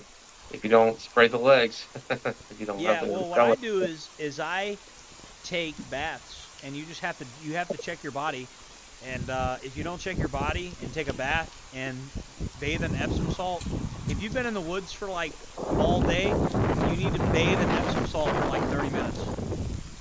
What do you think about this alpha-gal disease? I think I might have had it because I got really sick one time after eating red meat, and I was like messed up for a week. And I don't think it'll kill you, but I think I had it. So I don't know though. You might have it because if you can't eat red meat or dairy or pork. Are you getting this? Hey, are you getting this? Are you seeing what was just on the screen here? No. It seems that something shows up on the screen every time I come around. I mean, I have motion lights over in this area, but there was this big blue, shiny thing over here. Oh boy. That doesn't look like anything I've ever seen over there. I don't know if that was one of my motion lights or what. Now my cameras are malfunctioning. Oh boy. Here we go again. Yeah, I don't know what's up with that.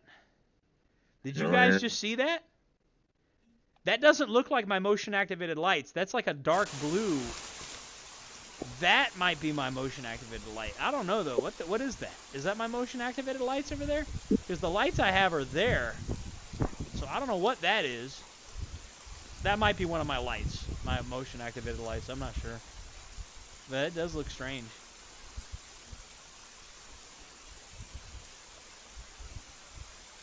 Oh boy. But they're not normally that color though.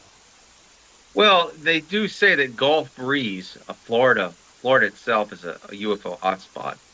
A lot of UFO activity has been going on in Florida for a while. Yeah. You know? Yeah, and rain does set off my motion lights. I think that is one of my motion lights. Yeah, there could be a logical explanation for this. Yeah, there probably is. I think that is. Yeah, that's one of that over there is one of my motion lights, and I know that's probably what that is. But I look forward to meeting you in person, and demonstrating primitive weaponry and having a good time. yeah. It's going to be a major road trip for me because I won't just be headed towards your way. I'll surprise people about where I'll be in between Florida, between this Slingshot Storm and Florida. I'm not going to say where I'll be, but I'm gonna surprise them. You know what I mean? Because there's an in-between stop point, and I'm not going to say where it is. You know? Yeah, we don't need anybody to know that. The stop point is important though. Yeah.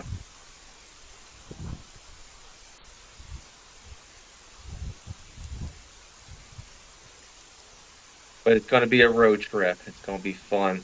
Right.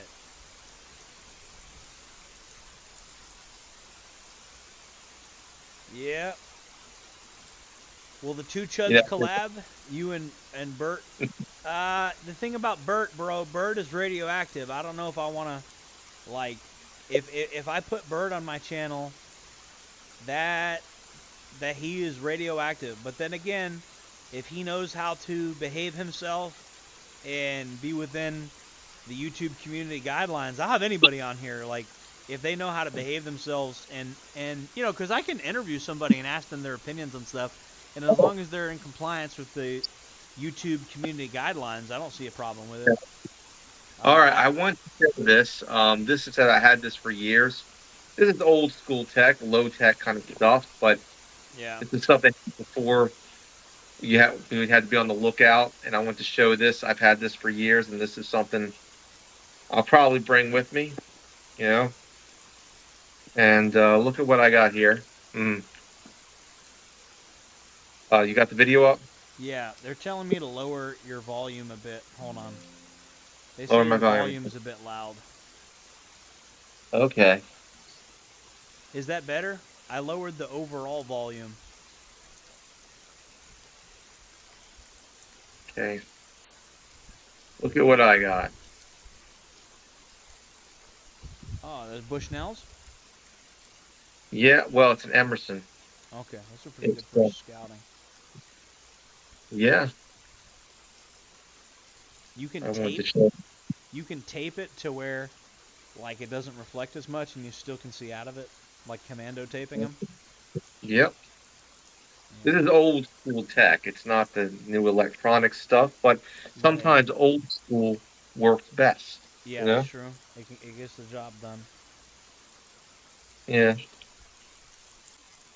This is stuff I used to use when I was growing up, so it does the trick. All right, let's take a look at the chats. Does the chat have any questions? Classic camouflage looks good. Yeah. Yeah, guys, tonight would be a great night to buy stuff off the store because, like I said, we're trying to get past the payment threshold. Yeah. If somebody buys something very small off the Jereb Farm Store, what that's going to do is it's literally going to push me over the payment threshold. So you might only spend a couple bucks, but you'll be getting me like 50 bucks because of the payment threshold. They're only going to pay me $50 at a time. And right now I'm right at the like razor's edge of the payment threshold. So the best thing to do right now is buy something very small off there, and you'll literally push me over the payment threshold, hopefully, and I'll get 50 whole bucks. And you'll only be spending like a couple bucks, but you'll actually be giving me like 50 bucks, which is pretty cool.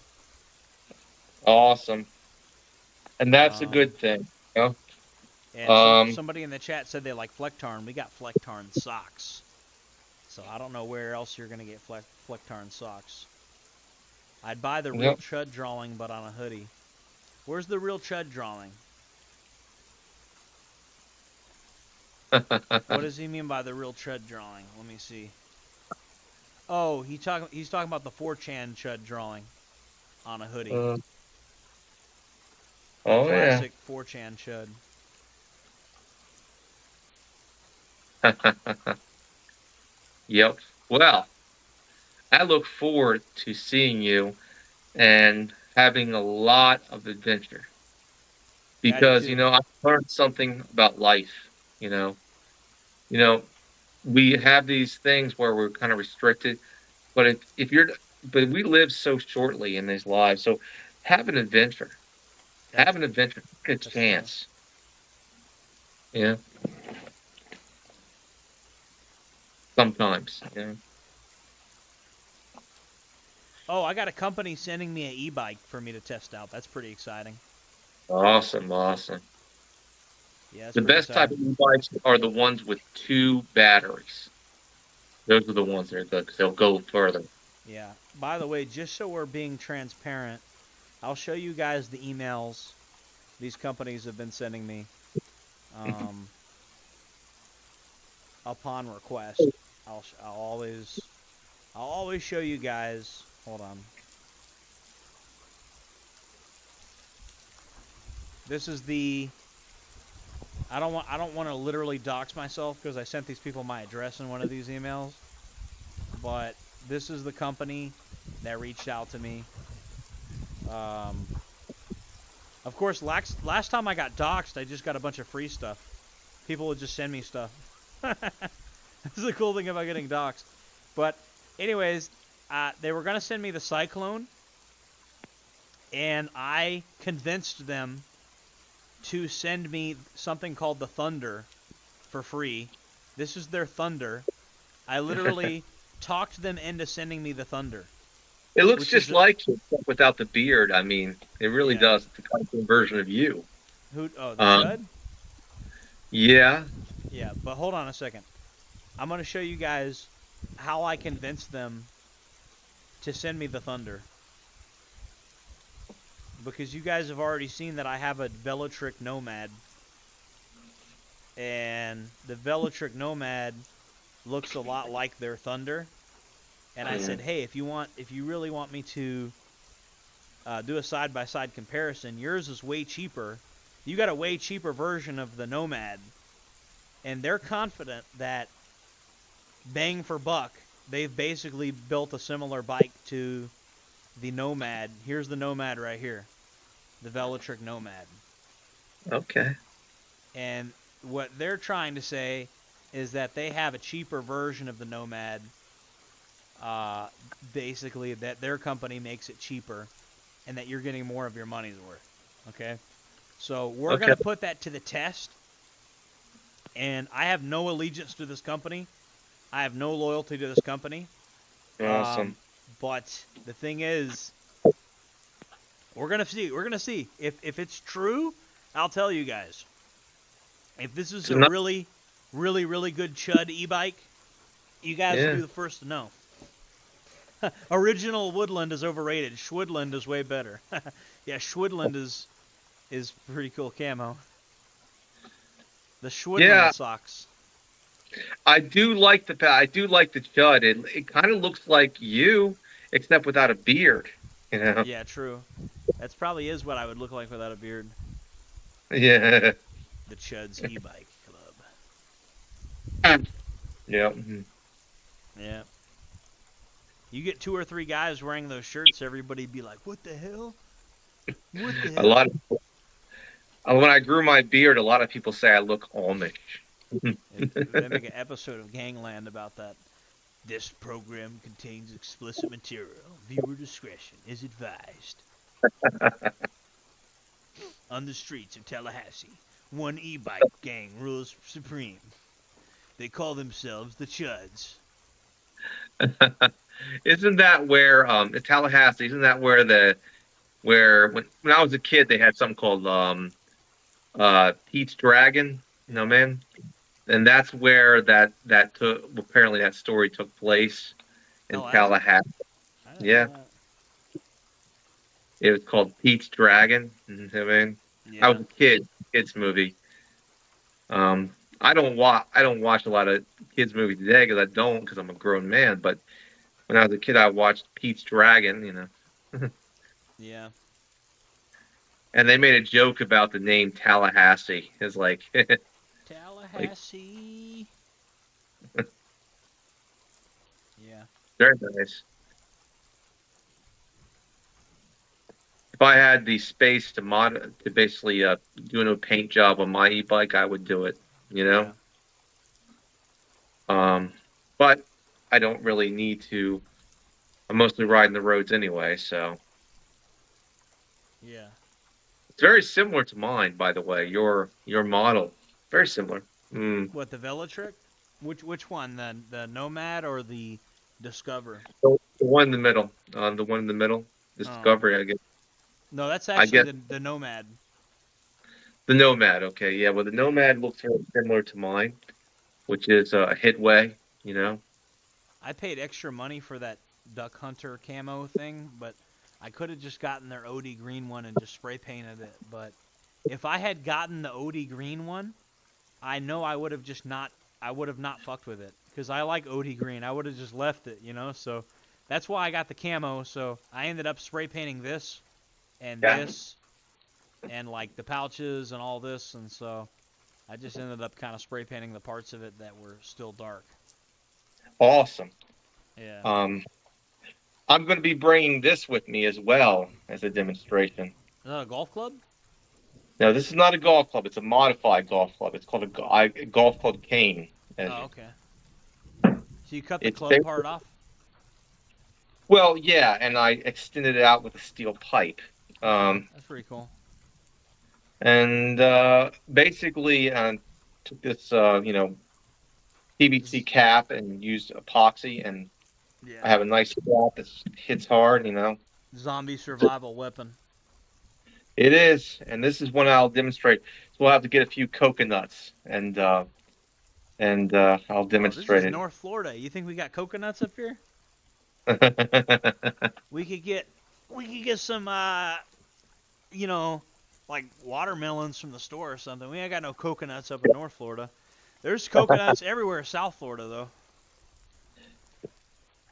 I can at a grocery store. We have sable palms and windmill palms and stuff, and then palmettos. They don't have coconuts on them, though. It's a different type of palms. I know you see palm trees everywhere. That's why you think we got coconuts, right? No, I'd say a grocery store we can get a coconut. At a grocery store. Oh yeah, we could get one there too. That is one place we could get a coconut. I literally, with 3 strikes, smashed a coconut into 3 pieces with this. Yeah, so our friend Joe, believe it or not, he makes his own ballistics gel, and he sells it. So we might be able to get Joe. I gotta text Joe to figure out what he's doing with that. So he might give us some free stuff so we could test it out. Yeah, and I love to demonstrate the Crosswind Vigilante with these and how much piercing power it has. Yeah. So what's the deal with the tannerite pellets? Do you think we could put those on YouTube, or will we get in trouble for those? No, we wouldn't get in trouble for them. But here's the thing. I did some research, and I talked to a friend who actually shoots those from the UK. And they told me the plastic ones are crap. You know what I mean? So. Yeah. You think they're kind of a gimmick? They told me straight up. I got ripped off. Ripped off on it pretty much. They told me those little pieces of plastic are garbage. Okay. Yeah. You have to get the real ones, and I have to go to an air gun site to get the real ones. Or we could make them. I mean, this was a binary tannerite thing, and you put it in like you put it in the.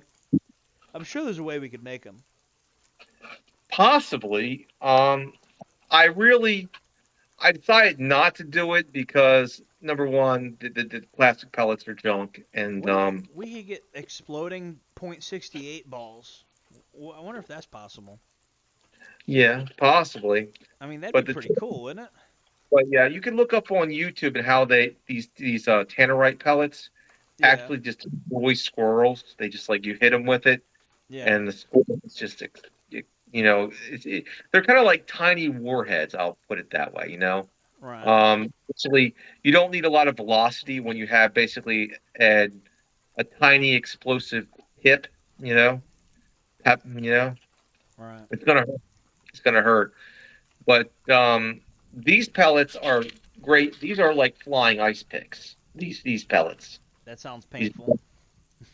It is. That's why. Take a look at that. With I have demonstrated the Crosswind Vigilante 2 times in 2 videos. My recent one is where I used a baking pan, and I put holes in it. Right. And a baking pan is metal that takes a lot of heat. It's not, but it's still. I'll put it this way: compared to flesh, flesh is pretty much weaker than that. So it'll put a hole in flesh. I mean, it's not going to basically maybe. This is legal in a lot of countries. Like Americans can get guns, but for the countries that a lot of this stuff is not, like a lot of farms are not legal in, this is good for many countries, right? Yes, definitely. Even in the UK, you can own a Crosswind Vigilante with these particular kind of pellets. So yeah, they are effective. We got Matt Canali in the chat. He's one of our biggest subscribers. Awesome, awesome. It's nice to hear to meet you. Well, I haven't met you yet, but Yeah. So guys, if you're just tuning in, make sure to hit the like button. It's very important to make sure everybody hits the like button. okay. That'll help get the stream out. Even though I don't think I'll do it a little longer. I was saying, I gotta go look. I gotta go do a damage assessment outside of like. That's pretty good. Yeah, I gotta go look at outside, see how much damage has been caused by this rain. Because I want to see if these holes are eroded out or not. One of them is going to probably be pretty fucked up, but anyway, that's a problem for me to solve. I don't want to offload that on my audience, but that just goes to show just the weird problems that I've encountered out here at Jereb Farm. I'm trying to build an entire future platform out here for us to do more things, and you guys are going to see that like in the month of June as we crank out the videos in June when Slingshot and Billy Badass and Wyatt and Joe and all the guys come out here in June. We're going to be doing big shit out here next month. I'm going to teach him a lot of things he's probably never heard of. We're all going to be teaching each other a lot of stuff. Slingshot's going to teach me a lot of stuff. I'm going to teach him a lot of stuff. There's going to be a lot of learning. What people get wrong about Jereb Farm is they think that it's a place where I'm the instructor, and it really doesn't work like that. It's actually a place where I'm the student and the teacher, because a lot of people teach me things. I'm not like this person that's an instructor. I am both a student and a teacher at the same time. That's the difference between me and other people that teach people stuff. I don't claim to be some expert that knows everything. If I see somebody knows more than me about something, I have no problem having them take over. Like let's say I'm teaching somebody about edible plants, and then one of my students is a total expert on edible plants, and I could tell he knows what he's talking about. I might let him take over a little bit. Now, if I got a group of people, I might like whip out my phone and be like, okay, let's fact check this. But I mean, like, I have no qualms with like letting other people shine a little bit. That's it's all about learning. Amen. And it's I want to, and that's true. And I'm going to teach him a lot of things. For example, the shaft of this golf club is maybe thin, but it's very tough, actually. Right. That's the reason I chose this particular kind of golf club, because it's tough, Right. But I digress. Keo Metal Fan is asking, what about trench digging since we're in the age of trench warfare? I recommend an e-tool for that. Everybody should have an e-tool. But e-tools are also kind of overrated depending on if you're seriously in the mindset of a combat engineer, then I would have full-size shovels, and I would also have shovels that are like medium size that are not an e-tool, like the non-folding shovels that are like somewhat big that could fit on the outside of a backpack. Like you can strap it to the backpack. I have one of those. Yeah, but I would prefer the medium-sized shovels that you could strap to the outside of a backpack over an e-tool. If you really look at yourself as a combat engineer type person, and you're going to be really digging trenches like that, that's what you need to carry in your kit instead of a folding shovel, in my opinion.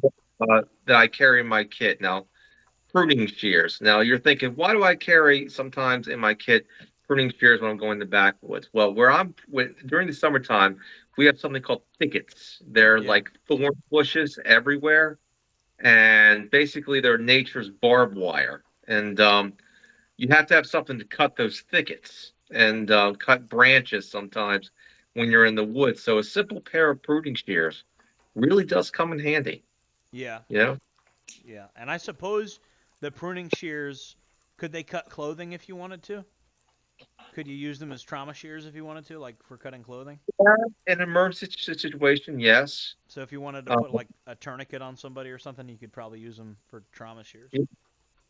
But this is a simple way to get around the woods when you're dealing with lots of thickets. Yeah. And cut your way into there, because those thickets are like nature's barbed wire, and they do. And you want to basically cut if you have to get through the thicket. This is the best way you can do it. It's kind of Well, like how you cut. somebody in a desert environment probably wouldn't want to carry those though, but like it varies Yeah, depending on what region you're in. But yeah, for very. us in very wooded environments where we have these crazy fucking spiky vines, yeah, something like that to get the vines out of the way, that actually makes a lot of sense. You Yeah. know, and I know some people are like, oh, you could just hack away at it with a machete, but a machete is a larger tool, and it could be harder to, I keep my machetes on my backpack, so if I just need some quick tool to cut a vine real quick, that's actually more efficient for me to reach to that than it is to have to go all the way into the machete, which is usually attached to the backpack, just to cut one vine. So Exactly. it makes a lot of sense. Thank you. Um, but yeah, as far as digging trenches, yeah, if you're in an all-out war zone, yeah, you should know how to dig a trench. Also, just for ballistic protection that a trench provides. Um, but I would say with drones, you need a lot of overhead cover. And that's one thing I'll say about a place like northern Florida is there's so much tree cover. It's very limited what drones could do when you just have shit tons of tree cover. And there we have certain areas that are so vegetated, it would be hard for drones to get. Like, it'd be hard to get an FPV drone into an area where it's super dense vegetation. It would just be You hard know, to get it in there. someone asked me like, what would be the, you know, and this is what like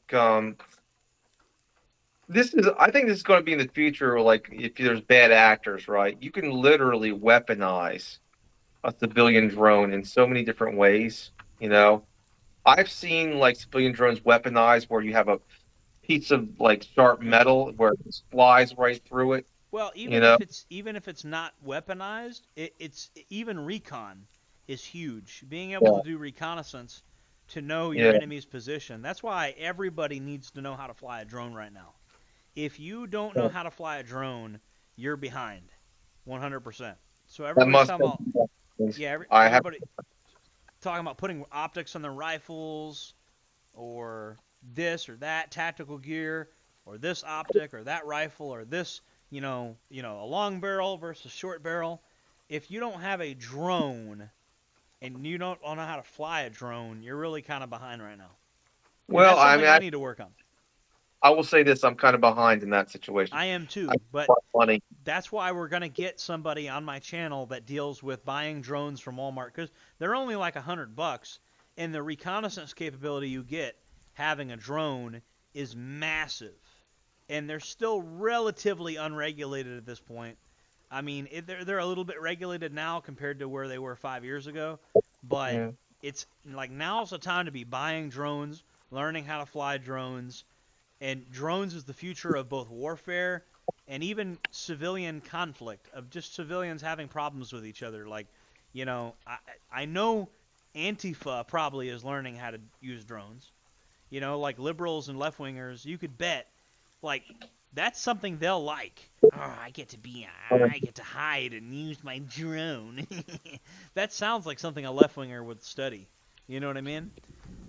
So it's not something you want the left to get ahead on, and we're not ahead on it yet. That's one area where the liberals might be ahead of us is drones. Yeah, we're gonna Um, have to use them. I mean, yeah, there's a lot of great because ones out there. I mean, they play I've video always, games like Watch Dogs, and they might get some ideas. yeah, and the thing is, I think we can do it. Well, another thing, I if you're a good video gamer, you could be a good drone pilot. If you already kind of know what you're doing if you play video games before. yeah. So yeah, we got that going on, and so we'll work on that. Right. I have had, I mean, remote control helicopters I've done when in the '80s, but Well, then you have some experience already then. yeah. But of course, you had to see the helicopter. I mean, it was like, you never had the camera attached to it. That's something that was wishful thinking back in my day. Yeah. That and video phones. Um, uh, so you try to be ahead of the tech.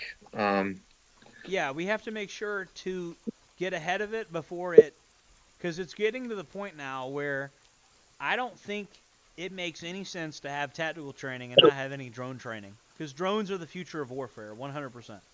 And Oh they're yeah, not just the definitely. future of warfare, they're the future of security. They're the future of firefighting. They're the future of photography. They're the future of delivery. They're the future of everything. Drones are the future, period. I'll have to buy myself one and Yeah. get one. Like, the fact that I haven't implemented drones for my photography on my channel yet is a crime that I've committed against my subscribers, you know? But I do need to raise more money before I start doing stuff like that, because I don't want to buy a cheap one. It's just going to, like, you know, be BS. You know, I know people say, well, what if it crashes? You might as well get a cheap one. Nah, I want to get a kind of expensive one. Yeah. Oh, so we have a comment. Surprised we haven't seen anyone in the USA using FPV drones to attack anyone yet. I'm amazed of that too. I'm amazed we haven't seen a left winger or a right winger using drones Came in close some type of, during the bump there. We yeah. came close. There was a guy that was trying to use remote control drones with explosives until he got caught. You know what I mean? It's crazy how unrated or underrated drones are in terms of militia groups, in terms of armed prepared citizens. Like, nobody's paying attention to this drone thing. Everybody wants to buy an AR-15 and tactical gear and get a battle belt and get obsessed with, oh, I got this new pouch from Spiritus Systems, and everybody, oh, the ballistics of this, and oh, I got an 18-inch barrel and this and that. And it's like all these people are arguing about calibers and this and that, and not one of these people is like, maybe I should buy a drone. You know what I That's a good, mean? it's a good idea. Now I'm gonna look into that, the drones and stuff like that. It's like Um, the future belongs to some guy with a Mossberg Tactical 22 and a High Point as his sidearm and a really nice drone. yeah. You know what I mean? Wouldn't it be funny if just some guy that barely knows how to shoot a gun was like dominating the battlefield with a drone, and you ask him, "Hey man, what kind of rifle do you carry?" "Oh, I got this Mossberg 22 caliber pistol caliber carbine, and I have a High Point 9 millimeter." Like, oh, and I'm running some Timu pouches on a load bearing setup. I don't really do much gunfighting. I just use drones. These guys are going to buy all this fancy kit, all this night vision, all their nods, all their helmets, and then there's going to be some kid with a drone they bought off Timu that just gets them. You know?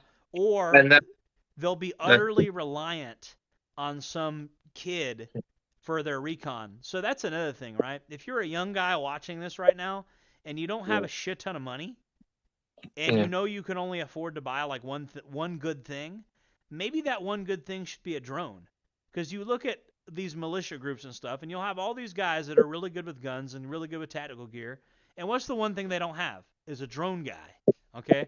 So you become their drone guy, and now they're utterly dependent on you. Because without them, they have no aerial reconnaissance. They don't have any. They don't have Boy. any air support at all without you.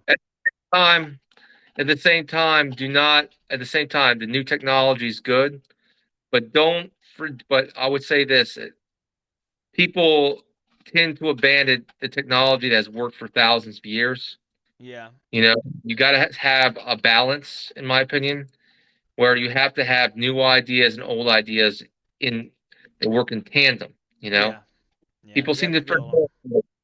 You got to be able to You know, revert back to old stuff if the new stuff breaks down. I agree. I mean, I had one commenter on my video when I was doing primitive weapons, right?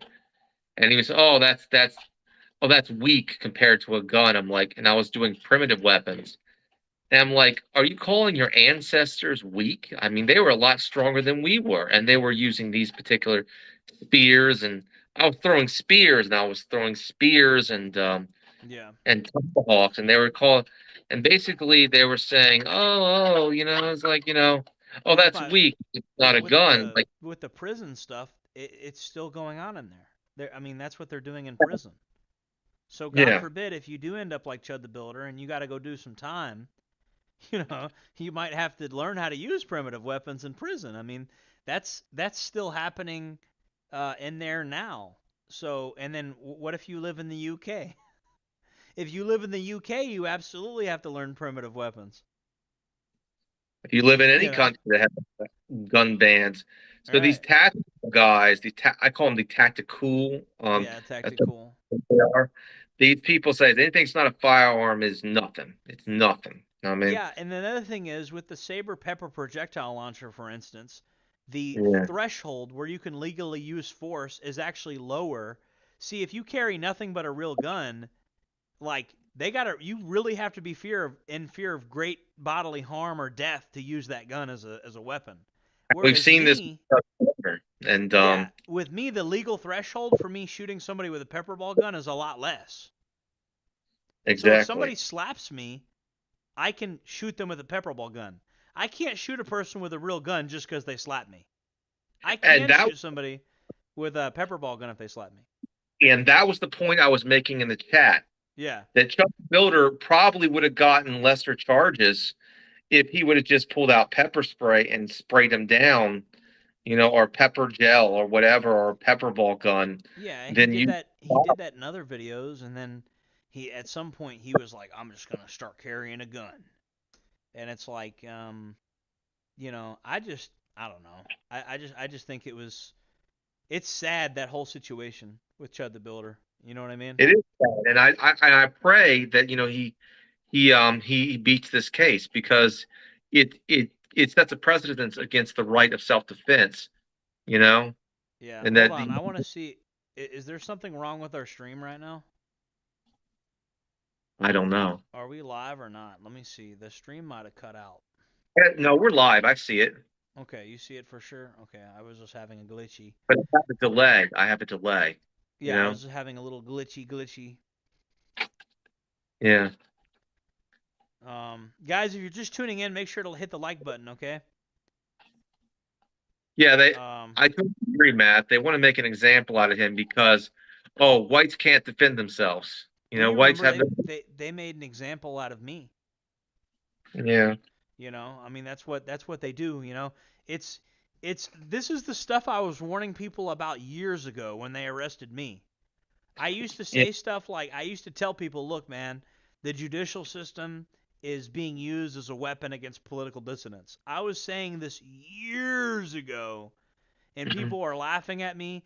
And you know what they were saying? They were saying, you need to take personal responsibility and stop blaming the legal system for your actions, and the law is the law, and this and that. And I was like, look, man, I'm not a criminal. Like this, they're using the judicial system as a political weapon to silence me. They're putting me on house arrest, saying I'm not allowed to use social media to keep me from talking about the corruption of this case. Oh, that's just an excuse. You agreed to the terms of that house arrest, and you did.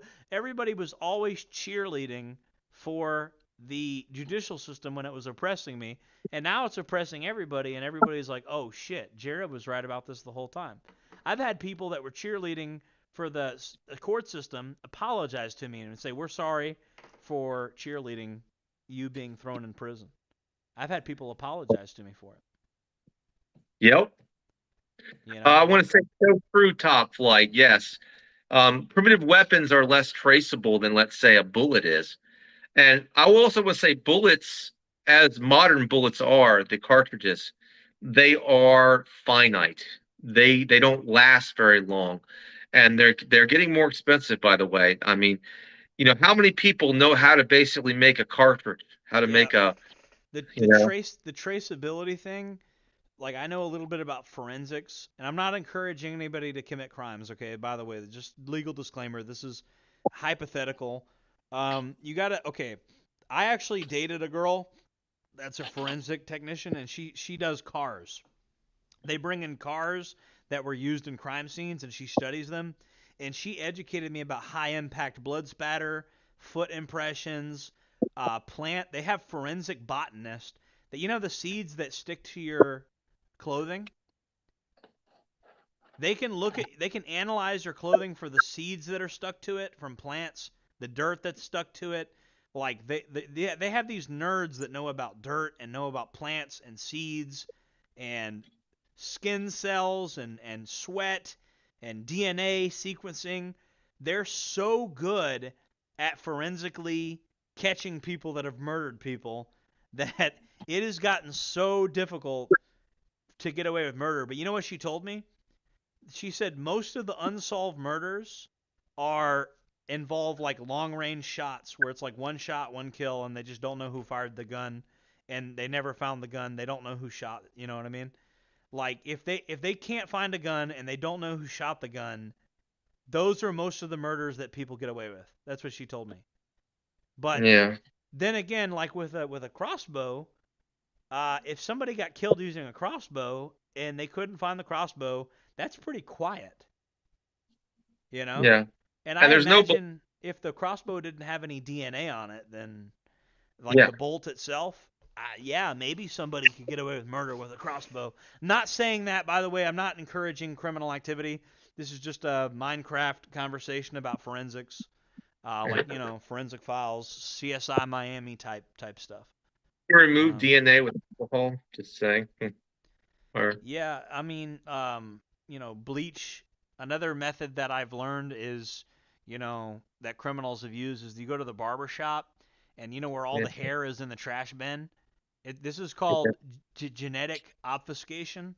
It's where you throw a bunch of random hair from the barber shop all over the crime scene, to where basically there's hair from everybody in town there. So if they say that your hair is in the car, it's like, okay, well, so is the hair from everybody in the whole town. So there's that. Basically, that's the opposite of cleaning a crime scene, is adding so much evidence that they can't make any I've also meaningful learned. determination. Huh? I've also learned that crossbow bolts have no ballistic signature. You know, they don't have any tool marks or marks from the like a bullet has. Of the where they can't trace it back to the crossbow, pretty much. You know. Yeah. So the thing about that, okay, so bullets, there's like striations that are on the bullet, and you can like tell what gun they were fired out of and stuff. Especially if they test fire the gun, they can compare the strike on like the shell casings and stuff. They have different ways of determining what gun was fired out, like what bullet was fired out of what gun. Every like mafia hitman that ever existed knew that you have to get rid of the gun basically if you commit a murder, because they can tell what bullet was fired out of what gun. You know what's funny is how people seem to think that a serial number magically like if you put a serial number on a gun and you have a registry, that magically tells you like what gun fired and when and stuff. Like that's not how serial numbers work. You just know who owns what gun. That's all. Like But registrations don't even stop stuff like that. with the crossbow, you can't trace back the bolt to the crossbow like you Yeah. can with a firearm. You True. know. True. I mean, people say knives are untraceable, but the problem with knives is if somebody used a knife in a crime, you got something called high impact blood spatter. So, high impact blood spatter is basically how they forensically prove that somebody wasn't helping somebody. If you have high impact blood spatter on your clothing, it indicates malice. It indicates that you were next to the person when they got stabbed. That kind of thing. Yeah. Also, it just leaves a lot of evidence. Like there's blood all over you. Blood kind of just goes everywhere. Like knife crimes are one of the most commonly solved murders there are. If you have a knife murder, it's way more likely to get solved than a gun. Yeah. Because a bullet can be traced back to the gun that it was fired out of, but if they could find the gun, and if it's in a barrel full of like let's say you have a bucket full of bleach and there's a gun in there. Okay, well, you have a gun in a bucket full of bleach that they found in the woods, and they know that this gun was used in the murder, but they don't know who fired the gun. So, you know what I mean? Again, hypothetical, just talking about CSI Miami, talking about forensics, how criminals And get away with murder. do anything like this because I believe in self-defense only. Yeah. But yeah, like I say, with the crossbow, it's like getting stabbed at high velocity, so it And it'd be wouldn't from far have, away, so you wouldn't have any high impact blood spatter on you or anything like that. no, you wouldn't. Not Hmm. not not from any more than like 10 feet. You definitely wouldn't get that. No, you But wouldn't. is somebody Mm. really likely to die immediately and quietly if they got hit with a crossbow bolt? Just out of curiosity. Well, it depends on where you shoot them. You If have you to got them in aim the for heart. something. Yeah. The heart, yeah, you aim for the heart, which is basically center mass. And you have to have a particular like an arrowhead. You have to have a Yeah. really sharp arrowhead, which will basically slice them in for at high velocity, slice them from the inside out. You have to imagine like it's different than getting shot with an arrow or a bolt is not the same as getting shot with a bullet. Yeah. It's it's a high velocity stabbing, basically, with a sharp arrowhead, which is will cause the most lethal damage, Right. and you will bleed out. You will bleed out if you're not dead. You may not die at first unless you get a heart shot, but you're gonna bleed out. I mean, Right. you know, Yeah. which is not something I would want to do. Unless it was a self defense situation. You know. True. Yeah, I wouldn't. I definitely wouldn't want to do that. Oh, that's very true, Top Flight. It's very quiet. That's why I prefer crossbows. Um, Nobody hears it, you know. Let's say I had a home defense situation where I have to basically take someone out with a crossbow, right? Because it becomes to a lethal situation. I don't have that pop pop, loud firearm sound where everyone hears that stuff, you know? Yeah, pretty much. What's your take on So riot shields? they're great. Shields in history have been used for thousands of years.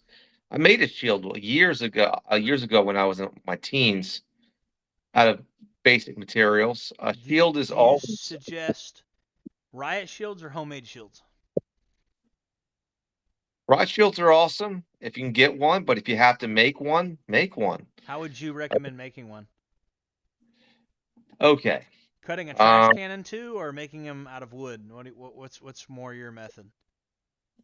well, it depends on what the materials that are available.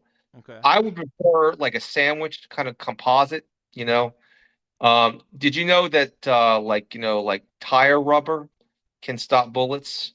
So I like a Yeah. sandwich. Yeah. I mean, not high calibers, but yeah, tire rubber can stop bullets.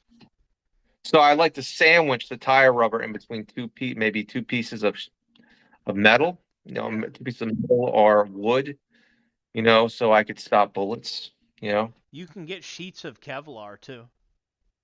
Yeah. I thought about buying one of those Chinese riot shields and Yeah. getting Flex Seal and laying sheets of Kevlar on one at a time and gluing them together on top of the Chinese riot shield and trying to make my own homemade ballistic shield. That's what I thought about doing.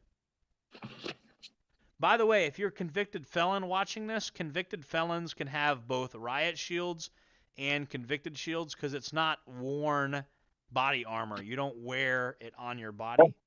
You can buy the suit, the body armor thing, Mm-hmm. and you can put like weight plates in there which can stop the metal weight plates, which can Yeah, stop. Oh, that's considered legal if they're athletic weight plates. it can Um, stop shots. So yeah. yeah. Oh, awesome, Top Flight. But yeah, and that's the point. We have to think about certain things, um I saw and when I was in the militia, when I was in ROF, yeah, we had regular riot shields like the one you guys are seeing in this video, and those lights that people put in their cabinets that you buy that yeah, have the battery powered lights that are sticky, and you yeah. touch them and they turn on, like they got like a little button. They're basically Well, like cabinet lights for your kitchen. people would just glue those lights to the front of their shield, and Okay. you'd have like homemade riot shield with lights on it, which I think is pretty funny. Awesome. Um, Another thing I would suggest to people, like you're having shields, have to have a helmet with your shield if you're gonna do that. I mean, like Yeah, I some agree. kind of, and maybe If you guys are just tuning in, please hit the like button. uh and did you see my recent short called Stopping Power versus Piercing Power? No, can you explain that to everybody?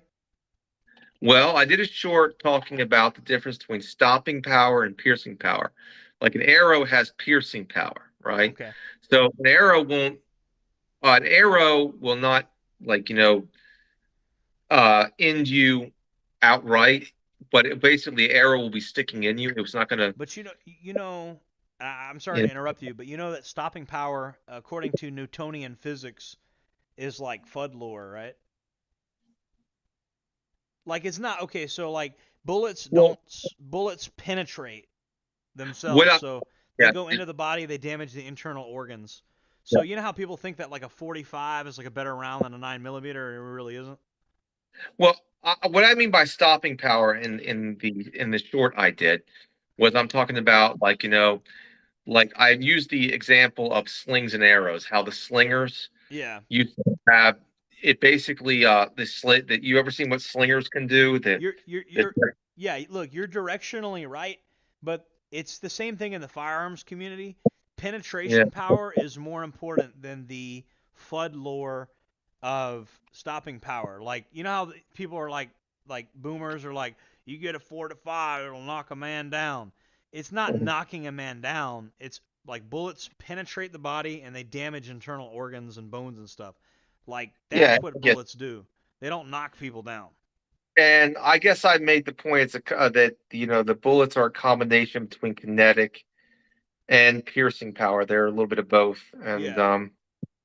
So uh it's basically it's the same. You're right, and it's the same thing in the firearms community as it is with what you're talking about. It's all about hurting another human being is all about penetrating power. Okay, so if I take this pair of pliers, right, and I hit somebody in the eye socket with this, right, it's gonna do more damage than if I just hit them with like a monkey, like the monkey fist, the hammer fist, bum. It's gonna hurt more if there's penetration power of this point right here, boom. So yeah, really, really hurting a person, which you need to do in a self-defense situation, is about penetrating the human body, going in there and messing up internal organs. That's and universal. Either it be knives or guns. What you're doing is you're penetrating the flesh to go into the body to damage organs. That's all violence. That's serious violence. Kind of has that in common, other than like when we're dealing with like pepper spray or something like that. So well, when it comes, I'll put it this way, and the thing is, when your less lethal launcher, I would say, is more like a smashing. I'll call it smashing power. Maybe I'm wrong in there. Like smashing, like like the Shepherd's. yeah, true. Less lethals doesn't involve hurting another human being though, not permanently, Yeah, unless it for hits example, the eyeballs. Now you can yeah, penetrate the eye sockets with those, and yeah, that's why I like it because it's a use of force continuum. In a serious situation, like if your opponent has a gun, I would aim for the eyes. You know? yeah, exactly. But the point is, I was trying to make is that, for example, the slingers, it was kinetic impact where they were aiming for the head, where they would design. It was like a sling was like very powerful, but it was like getting struck with a baseball bat at like at a much higher velocity. Right. It was very high velocity. It was like a large slinger stones could really break bone, and that's what it was designed to do. Break bones, cause serious injuries. Um, kind of like how you would how someone would use a club. You know, it's like kind of like that at a long distance, Right. more accurate, you could say. Um, So that was the point I was making, and basically that's what the less lethal launchers do. When it comes to the stopping power, just making them hurt. These, for example, will pierce. So they, and with proper shot placement, if I aim for here or even the eye, and I'm a very good shot, or even between the thing where the heart is, I could. This is like a high velocity, like getting shot with an ice pick. So, Right. you know, which I will demonstrate. Give me a watermelon, or I'll demonstrate to you.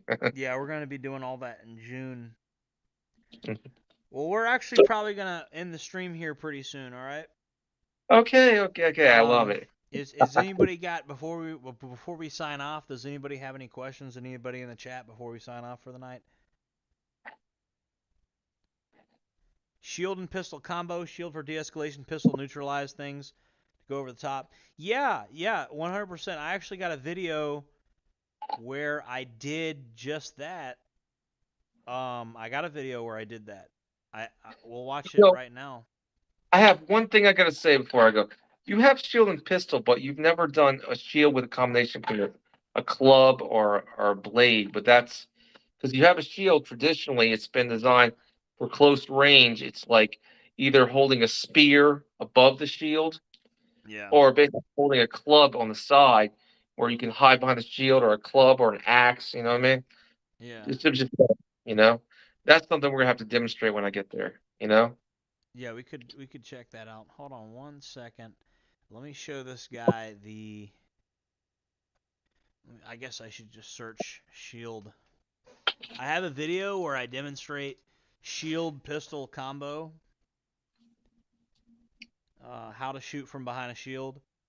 I'm gonna go ahead and tease the video. I'm just gonna show part of it, and I did reloads from behind the shield and everything.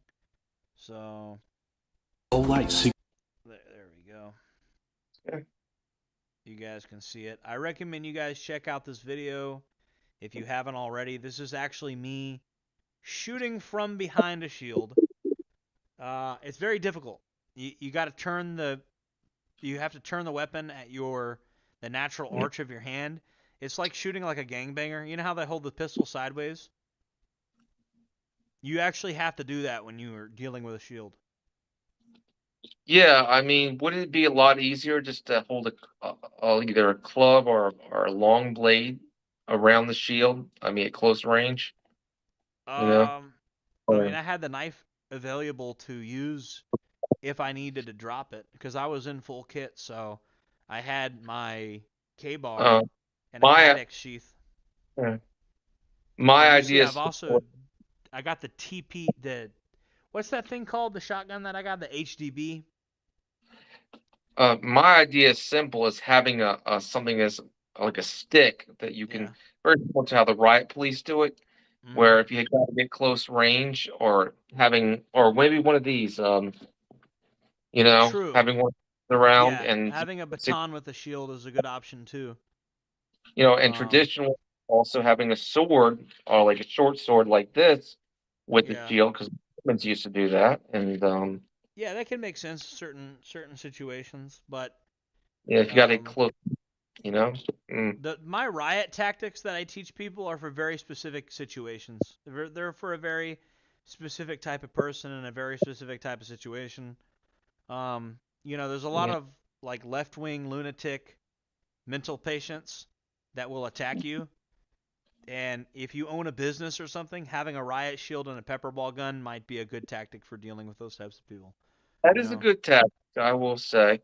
But I would say there's something, when you have to get close range, you're going to need something that's going to hit him hard, not hit him good, Yeah. because our enemies use close range melee kind of weapons, Yeah. Antifa and stuff like that. So it's good to learn some close range melee weapons. Yeah. We got somebody talking about crossbows and explosive bolts. Call of Duty Modern Warfare, Captain Price. There is someone I wouldn't recommend that, Yeah. because that could get you in serious trouble. What If you about if you tannerite explosive bolts? Are those legal? well, I do not know. But If does such a thing exist yet? I mean, that's the thing. not that I know of. That's worth I looking think it's into. impressed with the Rambo arrows. Yeah. Uh, but We'll look uh, into it. That's something we'll look into. We could do a whole show on that. We could like watch that someday. But we gotta go for tonight. all right. All God right. bless you, and I'll see you soon in Florida. Yeah. Everybody will see you soon. We're gonna be doing a lot of stuff. We'll even do streams with the security cameras and stuff. Like Yeah. what I did tonight. Oh yeah. All right, man. I'll see you soon, all right? All right. All right, see you, man. All right, guys. That about does it for tonight. Um, okay with melee. Would you use though less than lethal billy club? Yeah, electric cattle part. There's all kinds of stuff. There's all kinds of stuff you can use depending on the situation. If you haven't already, let's see what he wants to do. Hey, is there I something you? accidentally called. Oh, Sorry. okay. All right. All right, guys. Thank you for tuning in, guys. I really, really appreciate it. Um, and one last time, I just want to remind everybody, please check out the store and find something to buy, even if it's something small. Just check out everything we sell because you buying one thing tonight can push me over the $50 threshold, and you'll actually be getting me $50. I have to sell like $50 worth of stuff at a time. They won't pay me until I've hit that threshold. So I'm at the point where if you buy one more thing, I'll get $50. So you'll be helping me big time if you buy something tonight specifically. So I'll see you guys in the next one. Check out all the camouflage and all the shirts that I sell, all the different cool stuff. There's a little something for everybody on there. I'll see you guys in the next one. Thank you for supporting Jereb Farm. Thank you for supporting the channel. JordanJJereb